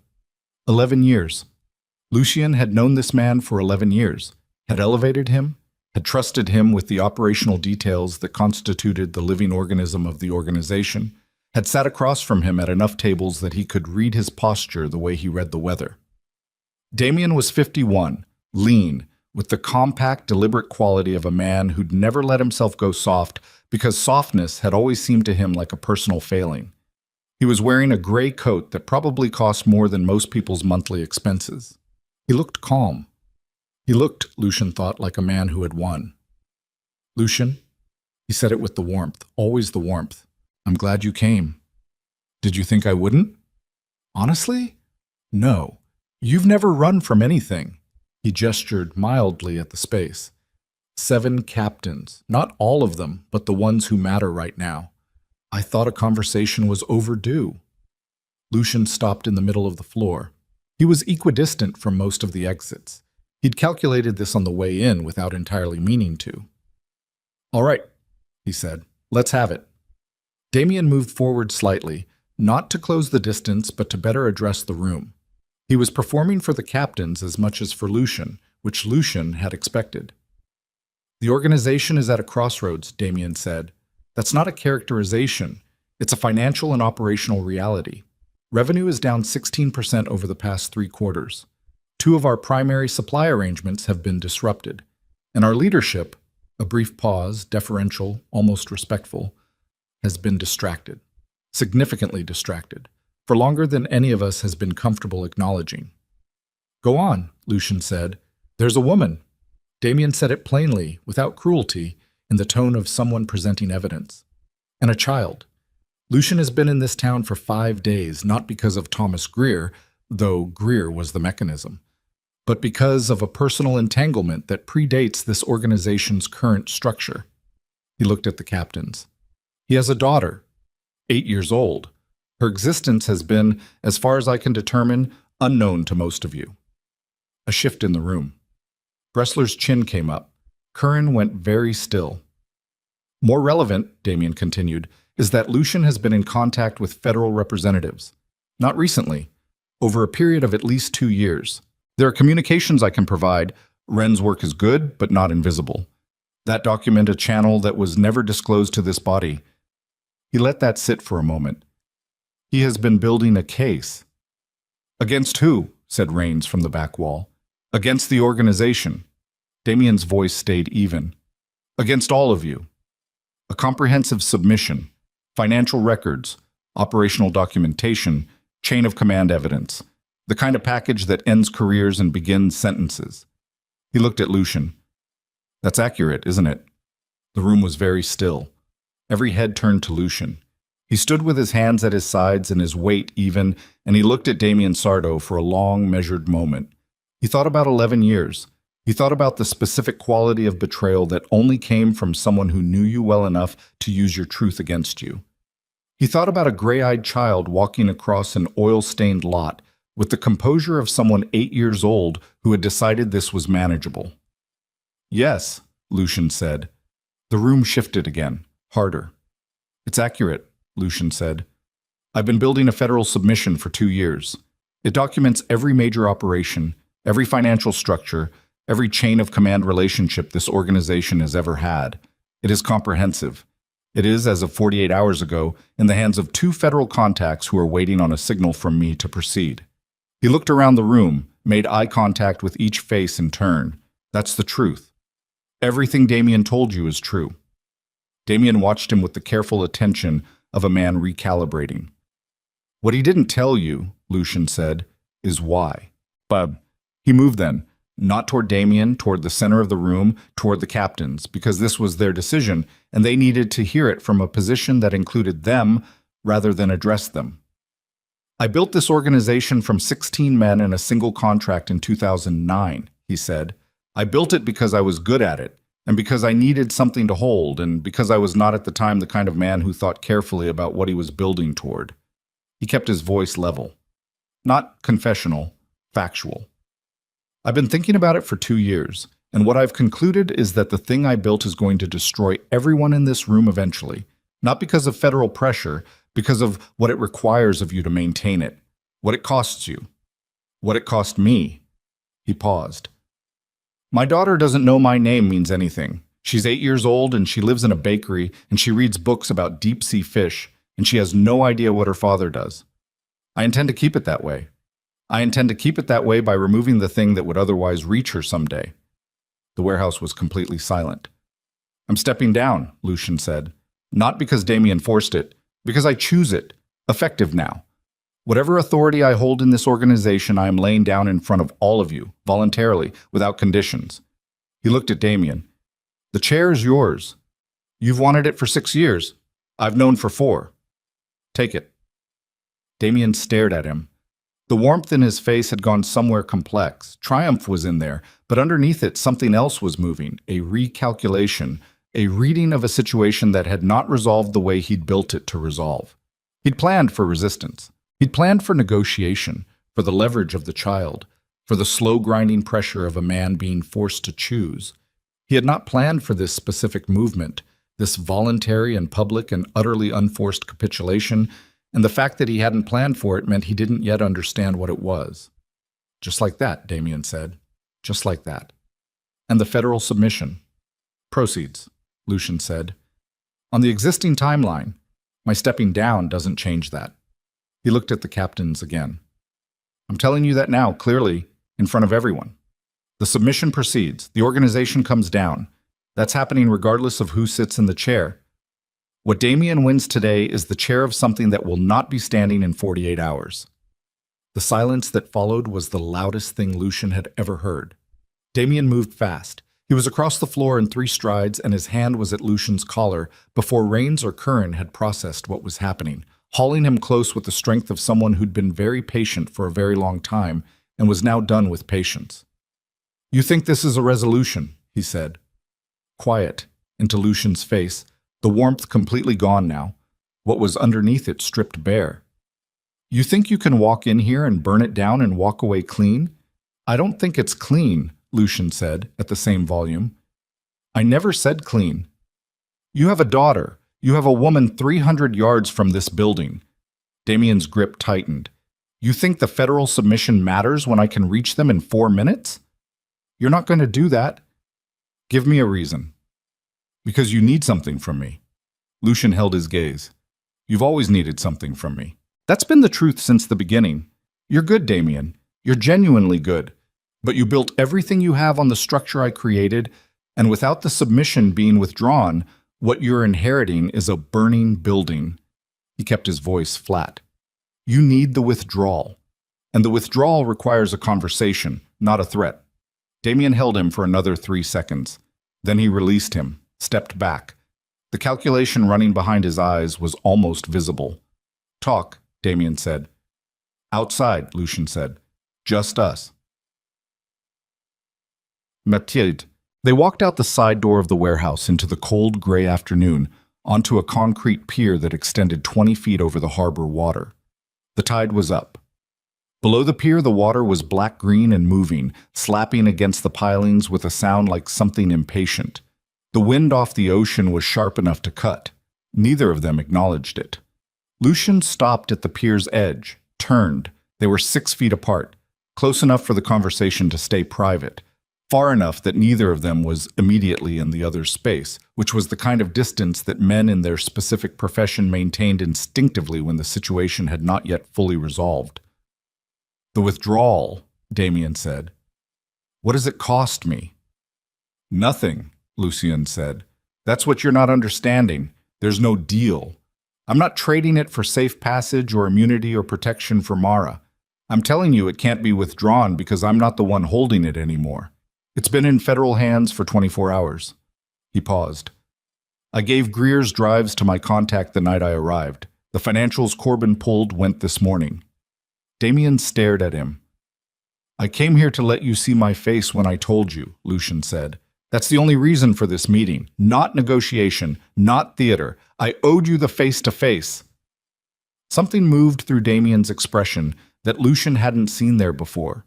It wasn't the calculating intelligence, wasn't the warmth as weapon, wasn't the patience of a man who'd been building toward something for years. It was simpler than all of that. It was the face of a man looking at the end of a thing.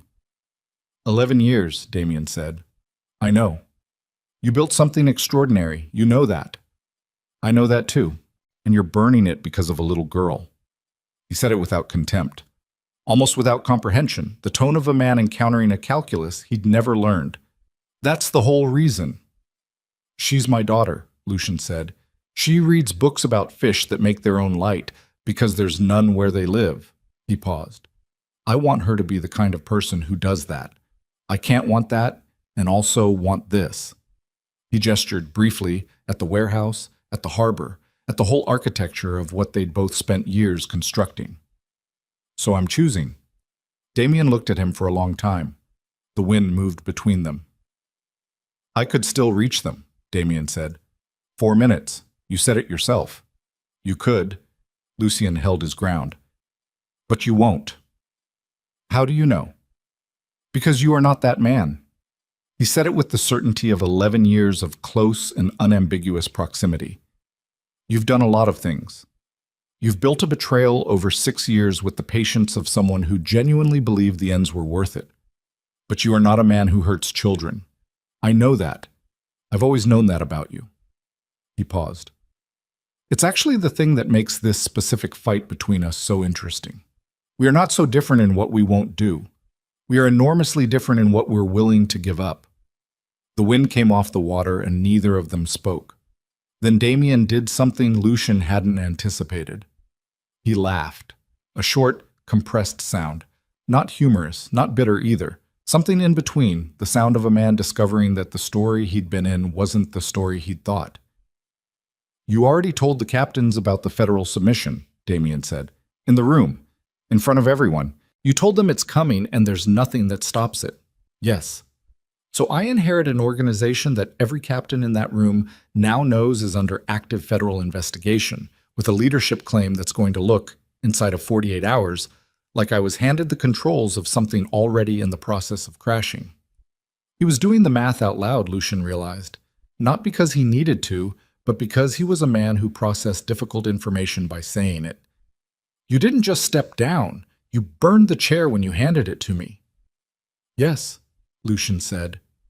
Another silence. This one different from the others. "Lucian," Damien's voice had changed again. Not warm, not calculating, something else. Stripped of the performance that had been running for 6 years. Just the voice of the man Lucian had once trusted with everything, before the trust became archaeology. "Was there any version of this where you asked me? Where you brought me in on what you were planning, gave me the choice? Would you have taken it?" A pause. Honest. "I don't know." "Neither do I." Lucian looked at him. "That's the answer. I don't know, and I couldn't risk it. And by the time I knew I couldn't risk it, it was already too late to have the conversation." He paused. "I'm sorry for that, specifically for that." Damien absorbed this. His jaw tightened, relaxed. "What happens now? You go back into that warehouse and you tell the captains what they need to do to limit their own exposure. Some of them will listen, some won't. The federal investigation moves on whatever timeline it moves on. I don't control that anymore." He paused. "And you let me walk out of this shipyard with my family." "Your family?" Damien said it like a word in a foreign language, testing the shape of it. "My family," Lucian said. A long moment. The water below the pier kept moving. The wind didn't stop. Then Damien stepped back. One step, deliberate. The specific body language of a man standing down. Not from fear, from something more complicated than fear. "Go," he said. Lucian held his gaze for one more second, nodded once. He turned and walked back along the pier toward the lot where Whitmore's car sat waiting, where Mara and Ivy were behind glass watching him come across the open ground, where the gray afternoon light made everything look slightly unreal, and also, for the first time in a very long time, precisely like what it was. He was 15 feet from the car when the shot came. Not from Damien, from the left, from the shadows of the second warehouse, from a position that had been occupied by one of the 3 men Wren hadn't been able to locate that morning. The 3 missing variables that had bothered him since the briefing. The 3 open items he'd told himself he'd handled without actually handling them, and the bullet hit him in the left side, below the ribs, and the world went sideways with the specific violence of something structural giving way. He did not fall. He was very deliberate about not falling. He put his hand against the wall of the nearest structure and he kept his feet because falling meant stopping, and stopping meant Mara would get out of the car, and she could not get out of the car, and Ivy could not see this, and so he stayed upright through an act of will that cost him more than almost anything had ever cost him, and he kept walking. He heard Damien's voice behind him, sharp, furious, the specific fury of a man whose terms have just been violated by his own people. And then shouting, overlapping, and then Whitmore was out of the car coming toward him, and Lucian said, clearly and as loud as he could make it, "Don't let her out." Whitmore caught him before he went to one knee.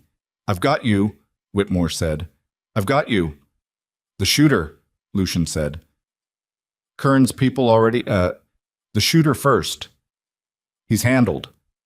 Whitmore's hands were at his side, applying pressure, and Lucian felt the specific sensation of something very wrong being managed rather than resolved. "You're hit bad." "I know." "Hospital. In a minute." He pulled enough of himself together to look at the car. Through the window he could see Mara's face, white, still, her hands against the glass. And beside her Ivy, pressed against her side, looking at him with gray eyes that were doing something he'd never seen them do before.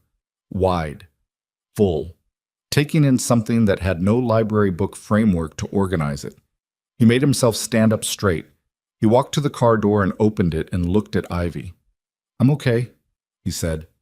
She looked at him, looked at his hand against his side, looked back at his face. "You're not," she said. "I'm going to be." Her chin was doing something she was very carefully not letting it do. She was 8 years old and she was holding something back with the exact same set of the jaw he saw in the mirror every morning, and it was the most painful thing he had looked at in 15 years of doing things that hurt. "Hey," he kept his voice steady. "I promised you I'd come back to the car. I'm here. You're bleeding. I know. We're going to fix that, but I needed you to see me first." He looked at her and then at Mara and back. "I needed you both to see me." Mara's hand came over Ivy's shoulder.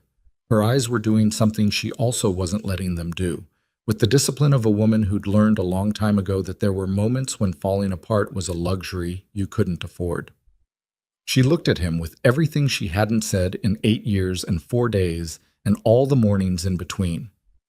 "Get in the car," she said. "Now." He got in the car. Whitmore was already driving before the door closed, moving fast and smooth through the lot and out onto the access road, the radio up, calling ahead, and behind them in the shipyard the sound of Damien's authority dissolving into shouted orders and the specific organizational chaos of a structure discovering in real time that its foundation had already been removed. Lucian sat in the back seat between his daughter and the woman he'd spent 8 years building an empire to avoid thinking about, his hand pressed against the wound, the pain arriving in the specific rolling waves that meant adrenaline was starting to fade, and Ivy took his other hand and held it with both of hers without saying anything, and Mara put her hand over both of theirs, and Whitmore drove, and the gray October sky moved past the windows of a car carrying the last thing Damien Sardo had failed to calculate, that the leverage he'd spent 3 months building had never been the child. It had always been the man who would give up everything to keep her safe, and that man was finally, irreversibly, completely out of things left to give up, which made him, in this specific broken and bleeding and somehow still upright moment, the most dangerous version of himself he had ever been. The county hospital was 40 minutes north on a 2-lane road that ran through salt marsh and scrub pine, and Lucian was conscious for all 40 of them, which he later decided was either fortunate or the opposite depending on how you measured things. Whitmore drove with the focused efficiency of someone who understood that speed and smoothness were not the same thing, and that a rough road taken fast was worse than a smooth road taken faster. Mara sat with her shoulder pressed against Lucian's and her hand over the wadded fabric he was holding against his side, not because the pressure she could apply from that angle made a significant medical difference, but because she was not going to sit across the seat from him and watch. And Ivy sat on his other side with his hand still in both of hers, not speaking, not crying, just present with the full weight of her specific 8-year-old gravity, which turned out to be considerable. He talked to keep himself awake. He knew the risk, a wound at that location, the specific quality of the pain, the way it caught when he breathed, and he knew the protocol. And the protocol was stay conscious, stay communicating. Don't let the adrenaline dropout take you somewhere you can't come back from without medical intervention. So he talked. He told Ivy about the standard-bred horses, the full version, not the abbreviated one from the bakery, his uncle's farm upstate, the smell of it in the mornings, the way the horses moved differently from what people expected, pulling rather than carrying, the sulky so light behind them it looked almost like nothing, the sound of hooves on a dirt track that he'd heard so many times as a boy, that it had become a kind of baseline, the thing against which he measured other sounds. He talked about it slowly and in detail, and Ivy listened with her whole body the way she always listened, occasionally asking a question that was better than the question he'd expected, and Mara sat with her hand over his and her eyes forward and her jaw set in the line he'd memorized years ago, the line that meant she was managing something significant and not letting it manage her. Whitmore pulled up to the emergency entrance at 11 minutes past noon. What followed was the particular organized chaos of a medical system receiving someone who needed immediate intervention, the specific vocabulary of urgency, blood pressure, pulse ox, penetrating trauma, surgical consult, that Lucian received from a distance, as though it was happening to someone nearby rather than to him specifically. He was aware of the transition from the car to the gurney, aware of lights overhead moving past, aware of Mara's voice somewhere behind him saying his name once, clearly, like she was marking something. Then the anesthesia, and then nothing. Chat. He woke at 6:17 in the evening according to the clock on the wall, which he stared at for approximately 2 minutes before the rest of the room assembled itself into coherence around it. White ceiling. The particular smell of a hospital room, antiseptic and something floral, and underneath both of them the smell of his own body working through something difficult. A monitor beside him tracking a rhythm he preferred not to examine too closely. An IV line, the specific heaviness of a body that has been repaired and is now doing the work of accepting the repair. Mara was in the chair beside the bed. She was asleep. Actually asleep. Not the careful wakefulness that looked like sleep, but fully under, her head tilted back slightly against the chair, her hands loose in her lap. She'd taken her hair down at some point and it fell the way he remembered, longer than it looked when it was up. Ivy was on the small couch under the window, asleep under a hospital blanket, her knees pulled to her chest, her library book about deep-sea fish open and face down on the cushion beside her, as though she'd been reading it and then simply stopped in the middle of a sentence. Lucian looked at them for a long time. He didn't move, partly because moving was going to be a significant production, and partly because the view was something he didn't want to interrupt. He had been in rooms with powerful people. He had been in rooms where the future of significant amounts of money and considerable numbers of lives were being decided. He had sat at tables where the wrong word could end careers and occasionally people. He had never been in a room where the stakes felt like this. Not because anything was in danger, but because nothing was. Because the thing in this room was simply itself, uncomplicated and unearned and present. And he had almost not made it to this room. And the distance between almost and actually felt, in this specific moment, like the most significant distance he had ever crossed. Mara woke the way she'd always woken, which was completely and immediately. No transition, no gradual surfacing.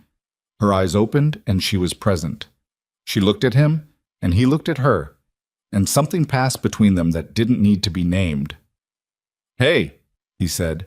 His voice came out rougher than he'd expected. "Hey," she said. "How long?" "Surgery was 4 hours. You've been in recovery since—" She checked her phone. "Almost 3 hours." "Ivy." "She's fine. She ate something around 4 o'clock. I had to argue her out of staying awake." Mara stood, moved to the bed, looked at him the way you looked at something you'd recently almost lost, and were still in the process of confirming was genuinely there. The surgeon said the bullet didn't hit anything it couldn't miss. Another 2 inches. She stopped. But it didn't. No. Her voice was controlled, but the control was costing her something. It didn't. He moved his hand, slowly, the IV line complaining about the movement, and found hers on the bed rail. She let him hold it. "Damien," he said, "Whitmore has been in contact." She paused. After we left the shipyard, Damien apparently went back into the warehouse and did something nobody expected. He called the remaining captains together and he told them himself. About the federal submission, about the timeline, about what was coming. He told them to get lawyers. A pause. Whitmore says he seemed clear, like a man who had made a decision and was operating cleanly inside it. Lucian took that in. It moved through him in a way he hadn't anticipated, a complicated movement, grief, and something close to respect mixed in a proportion that didn't have a clean name. "The shooter," he said, "one of the 3 unaccounted men. He acted independently. Damien's people detained him before Whitmore's did, which Whitmore says was intentional on Damien's part. He turned the man over to local authorities within the hour." She paused. "Whitmore thinks Damien wants the record to show that he drew a line." "He always drew lines," Lucian said. "He just drew them in different places than I did." Mara was quiet for a moment. "Wren's federal contact confirmed receipt of the full submission at 8 this morning. They've opened a formal investigation." She said it carefully, like a woman laying down something heavy. "It's moving." "Good." "Lucian." Her hand tightened slightly on his. "Thomas Greer, what did you do with him?" He'd been expecting this question. He cooperated fully, full testimony, documentation, everything on the drives explained and authenticated. He goes into a protected witness program in exchange. Reduced charges on the theft. He paused. He was scared. He'd been scared for 14 months. He wasn't a bad man who did a bad thing. He was a careful man who ran out of courage before he ran out of exposure and made a series of decisions he couldn't come back from cleanly. A pause. I understand that better than I used to. She looked at him steadily. What about us? She said. The question was simple. The simplest question he'd heard in years, stripped of leverage and strategy and all the complex architecture he'd spent his adult life building around the things he wanted. Just the question, honest and direct, the way she'd always been, the thing about her that had gotten under his skin in the first place and never fully come out. I don't have an answer that covers everything, he said. I have a direction. Tell me the direction. I'm not going back, he said. Not to the city, not to the organization, not to the life. He paused. That's over. And I chose it to be over. And I don't have regrets about the choice, even though the cost was... He stopped. Started again. I want to be in the same town as my daughter. I want to learn what that means in practice. I want to be present for the things you've been doing alone for 8 years. He looked at her. I'm not asking you for anything you're not willing to give. I'm not going to pressure you or the situation. But I'm not going to pretend either that I came through 4 hours of surgery and woke up in this room and looked at both of you and felt nothing. Mara looked at him for a long time. You burned everything, she said. Your entire life's work. Yes. For a little girl you'd known for 5 days. I'd known her for 8 years, he said quietly. I just didn't know I knew her. The monitor beside him tracked its steady rhythm. Somewhere down the hall, someone was walking. Shoes on linoleum, unhurried. The room held its specific quality of stillness, not the dangerous stillness Lucian had spent 15 years learning to read, but the other kind, the one that was simply what happened when nothing was threatening anything. I can't promise you anything right now, Mara said. I want you to understand that. I don't have the language yet for what any of this is. You've been back in my life for 6 days, and in those 6 days you've put a man at my daughter's school without telling me. You've run a federal operation out of a rented colonial 3 blocks from my bakery, and you've been shot in my town. She paused. That's a lot. I know. But she said it with the weight of a woman who had been turning a word over in her head for a long time and had finally decided to set it down. You came back to the car. When you were shot, and you were standing upright on an act of pure will, you kept walking because you didn't want Ivy to see you fall. Her jaw moved. And I have spent 8 years being the only person standing between her and everything. I'm very tired of being the only person. He said nothing. He just held her hand and let the statement be what it was. From the couch under the window, a small voice said, I'm awake. They both looked. Ivy was sitting up. The hospital blanket around her shoulders, her hair loose from the braids with the specific creative entropy that happened to braids during sleep. She was looking at them with those eyes. How much of that did you hear? Mara said. Most of it. She said it without apology. The door is thin. Ivy, I'm not upset, Ivy said. She stood up from the couch, trailing the blanket, and came to stand at the foot of the bed. She looked at Lucian with the full gravity assessment she had brought to everything since the first morning. My teacher, Mr. Fenwick, says that the most important things are the things people do when they think nobody's watching. Lucian looked at her. That's accurate. You came back to the car, she said, when you were hurt. You didn't have to do that first, but you did. I wanted you to see that I was okay. You weren't okay. I wanted you to see that I was going to be okay. He paused. There's a difference. She considered this with the seriousness it apparently deserved.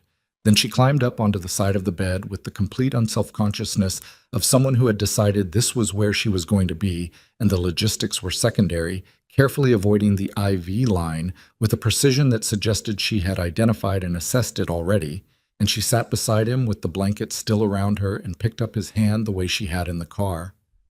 Mama told me, she said, in the waiting room, while you were in surgery. She said it matter-of-factly. She told me you're my father. The word in her mouth was the most specific thing he had ever heard. It had a weight and a texture and a particular quality of reality that no other word had ever had. He didn't trust his voice immediately. He took a moment, which he was allowed, and then he said, "Yes." "Why didn't I know before?" "Because your mother was protecting you," he said, "from things that were real dangers. She made the right decision with what she had." Ivy looked at Mara, then back at Lucian, processing with the systematic thoroughness she brought to everything. "Are you going to stay?" she asked. That's, he glanced at Mara. "That's something your mother and I need to talk about." "But you want to?" "Yes," he said, "I want to." She nodded, filed it, leaned sideways until her shoulder was against his arm, careful of the IV and the bandaging, and looked at the wall with the expression of someone who had received information that required integration and was now doing the integration. "The horses," she said after a moment. "What about them?" "You said your uncle's farm. Does it still exist?" "No, he sold it years ago." "That's too bad." A pause. "I would have liked to see a standard-bred race."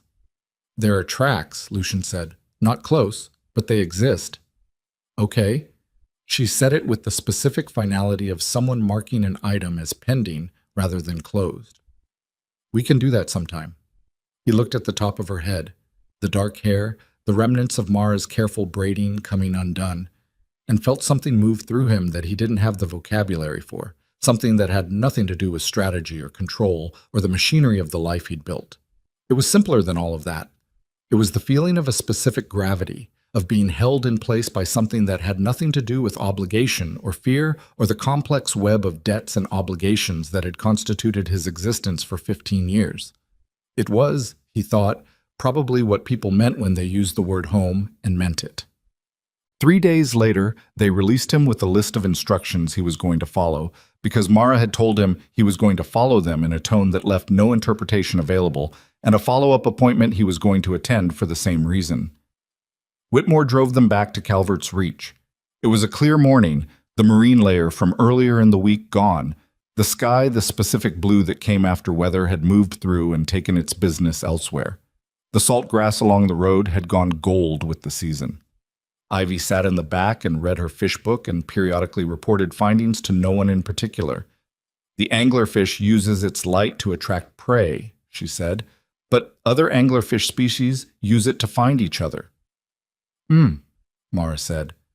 "So the same adaptation does two different things depending on what you need." "That happens a lot in nature," Lucian said. She looked up from the book. "It happens with people too," she said, then went back to reading. He and Mara exchanged a look across the back seat, the kind of look that had no agenda. Damien Sarto was arrested 17 days after the festival, at a hotel in the city, by a federal task force that had been building its case since the moment Greer's drives arrived. He did not resist. Witnesses who were present reported that he appeared to have been expecting it, that he opened the door before the knock finished, that he was dressed as though he'd known company was coming. He had retained counsel already. He said nothing to the arresting agents except, apparently, to ask whether they'd been offered coffee. Lucian heard this from Whitmore, who heard it from Corbin, who had sources that didn't dissolve even in retirement. He was sitting in the bakery at the time, not at his usual table, but behind the counter, where Mara had set him up with a stool and a cutting board because he was technically not supposed to be on his feet for extended periods, and the stool was the compromise they'd negotiated after he'd spent the first day of his return to the bakery. Standing at the counter, being useful until she'd looked at him once and he'd sat down. He was slicing apples. It was a task well within his physical capacity, even with the wound still knitting, a task that required attention and produced something that went into the pastries that were currently in the oven, producing the smell that had stopped him on the sidewalk 3 weeks ago, and begun the sequence of events that had cost him an empire and a bullet, and given him, in return, the two people on the other side of this counter. He put the phone down after Whitmore finished. Mara looked at him from the other end of the counter, where she was doing the serious work that he was not yet trusted to do. "Damien?" she said. "Arrested this morning." She processed this quietly, mixing something without stopping. "Are you okay?" "I don't know yet," he said, with the specific honesty that he was finding in this new life was the only register that felt accurate. Ask me in a few days. She nodded. That was enough. Hollis, the captain who had been on Damien's payroll, negotiated a cooperation agreement that resulted in reduced charges and a relocation that put him somewhere he had no connections and no history. Bossy and Garrett faced their own proceedings. Bressler and Curran, who had operated in ambiguous territory but hadn't actively participated in the move against Lucian, had their situations resolved through the kind of legal navigation that Lucian's former resources could facilitate even in their current state of dismantlement. Corbin retired further. He sent a brief message that said only, "Good outcome. Enjoy the bread." Thomas Greer, operating under a new name in a city that was not Calvert's reach, sent a money order 3 weeks after the proceedings began. It was not for $4.7 million. It was for a specific amount that represented what he'd taken beyond his own salary over the years of his employment, the actual theft, excluding the funds that had been organizational in nature and were therefore part of the federal case. It arrived with no note. Lucian deposited it in an account he'd opened in Ivy's name for her education. He didn't tell anyone about this for 2 weeks, and then he told Mara, and she looked at him for a moment with an expression he was still learning to read in the new context they were building, and then she said, "Good," and went back to what she was doing. But the conversation about the future happened on a Tuesday evening, 6 weeks after the festival, after Ivy was in bed. They were in the kitchen of the apartment above the bakery where Mara and Ivy had lived for 6 years. Small, warm, cluttered in the specific way of a space that was genuinely occupied rather than decorated. Lucian had been staying in the rented house until Marcus quietly pointed out that the weekly rental rate was accruing in a way that seemed inefficient given the circumstances. And then Mara had quietly mentioned that the apartment's second bedroom had been functioning as storage for the past 3 years, and perhaps they should have a conversation. The conversation was not dramatic. It was the opposite of dramatic. Mara made tea and Lucian sat at the kitchen table that was slightly too small for the space, and they talked about practical things first. Logistics, schedules, the specific mechanics of what it looked like to have a person enter an established life, rather than the established life entering around a person. She told him what Ivy's mornings looked like, what her after-school routine was, what the non-negotiables were. He listened and asked questions and didn't perform the listening, just did it. Then she said, "I need to say something that isn't practical." "Okay." She wrapped her hands around her mug. "I spent 8 years being certain I'd made the right choice. Not because I was confident I'd made the right choice. Because I needed to be certain. Because uncertainty was going to cost Ivy something I couldn't afford to let it cost her." She looked at the mug. "I'm not going to spend the next 8 years being certain about something the evidence doesn't support." "What does the evidence support?" he said. "That you are not who I thought you were when I left. And also that you are exactly who I thought you were in the ways that were always the problem."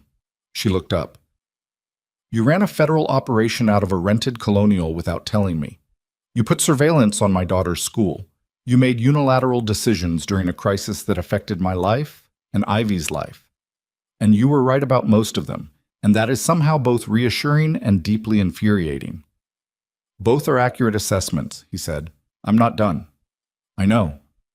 You are also the man who learned to slice apples and sit on a stool because I told you to. You are the man who told an 8-year-old the truth when she asked if you were going to be okay instead of choosing the comfortable answer." She set the mug down. "You are the man who walked across a lot when you were bleeding because you wanted her to see you.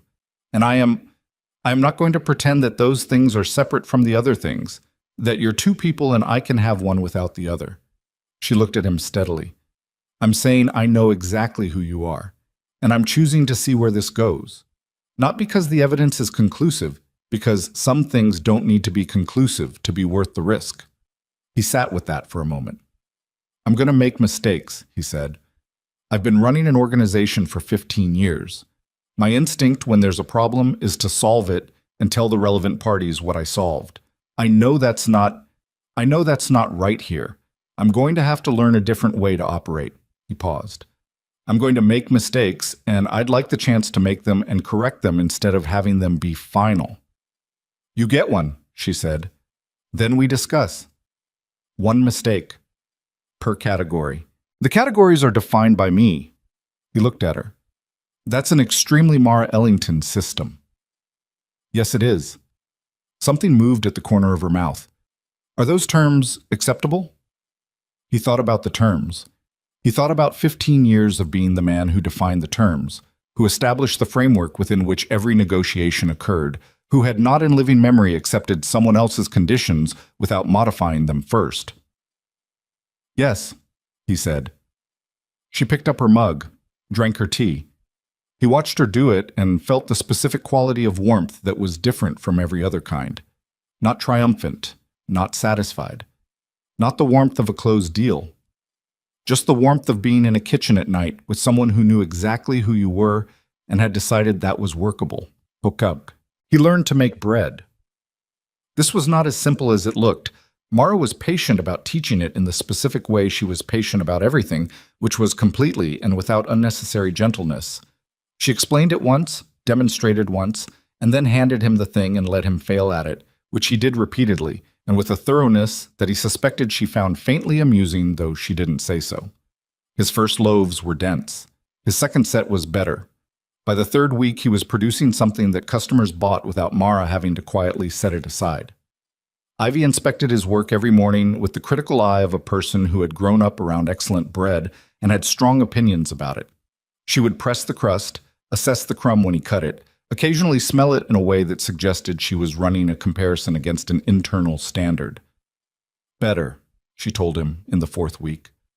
But not good, he said. Better isn't good. It's better. She considered.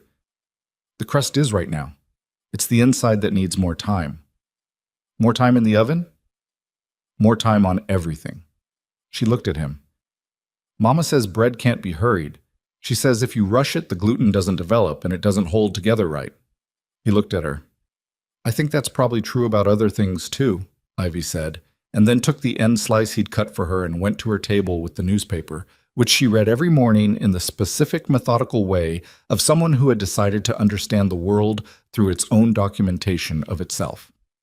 The cinnamon rolls were his project from the beginning of the second month. He had no particular reason to start with cinnamon rolls except that Ivy had mentioned once, casually, that they were her favorite, and then had not mentioned it again, which he had filed under the category of things that didn't need to be said twice. He worked from Mara's recipe card, which was handwritten on an index card that had been laminated at some point and had the specific wear pattern of a document consulted several thousand times. He made them 3 times before they were right, and on the 4th attempt, he produced something that Mara tasted, considered, and said, "Close. Close," he said. "The filling needs more brown sugar." The card says, "The card is what I wrote down. It's not everything I do." She looked at him. Some things you have to learn by doing them wrong enough times that you feel the right version. He added more brown sugar. He made them again the following Sunday morning, before the bakery opened, while Ivy was still asleep and the kitchen was just the two of them and the smell of something warm coming out of an oven.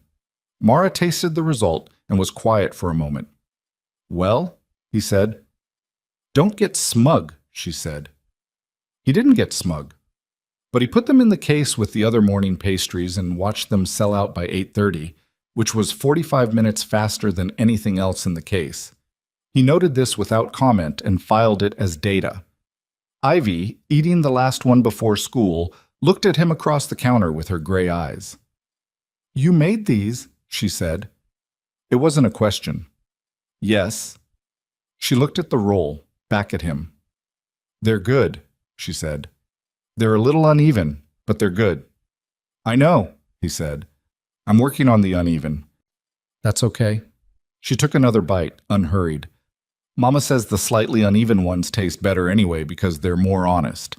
He looked at Mara, who was pointedly not looking at him. "Does she?" he said. Ivy finished the roll, wiped her mouth, packed her bag with the systematic efficiency that was absolutely not a thing she'd gotten from him.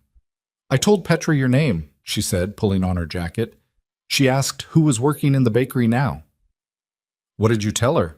Ivy slung her bag over her shoulder, paused at the door with the morning light coming through the glass behind her, the same kind of pale coastal morning light that had been coming through this door the first day he'd stood on the other side of it. I told her it's my dad, she said. She thought that was cool. She opened the door and went out into the morning. He stood at the counter and listened to the door close. Behind him, Mara set a coffee down near his hand without being asked. He reached for it, and their fingers touched on the cup, and she left her hand there for a moment before letting go. He looked out through the fogged glass at the street beyond, where Ivy was already 2 doors down, backpack bouncing, unhurried, moving through the morning the way she moved through everything, with the complete and unself-conscious authority of someone who had decided that the world was a thing to be inhabited rather than endured. He watched her until she turned the corner and was gone.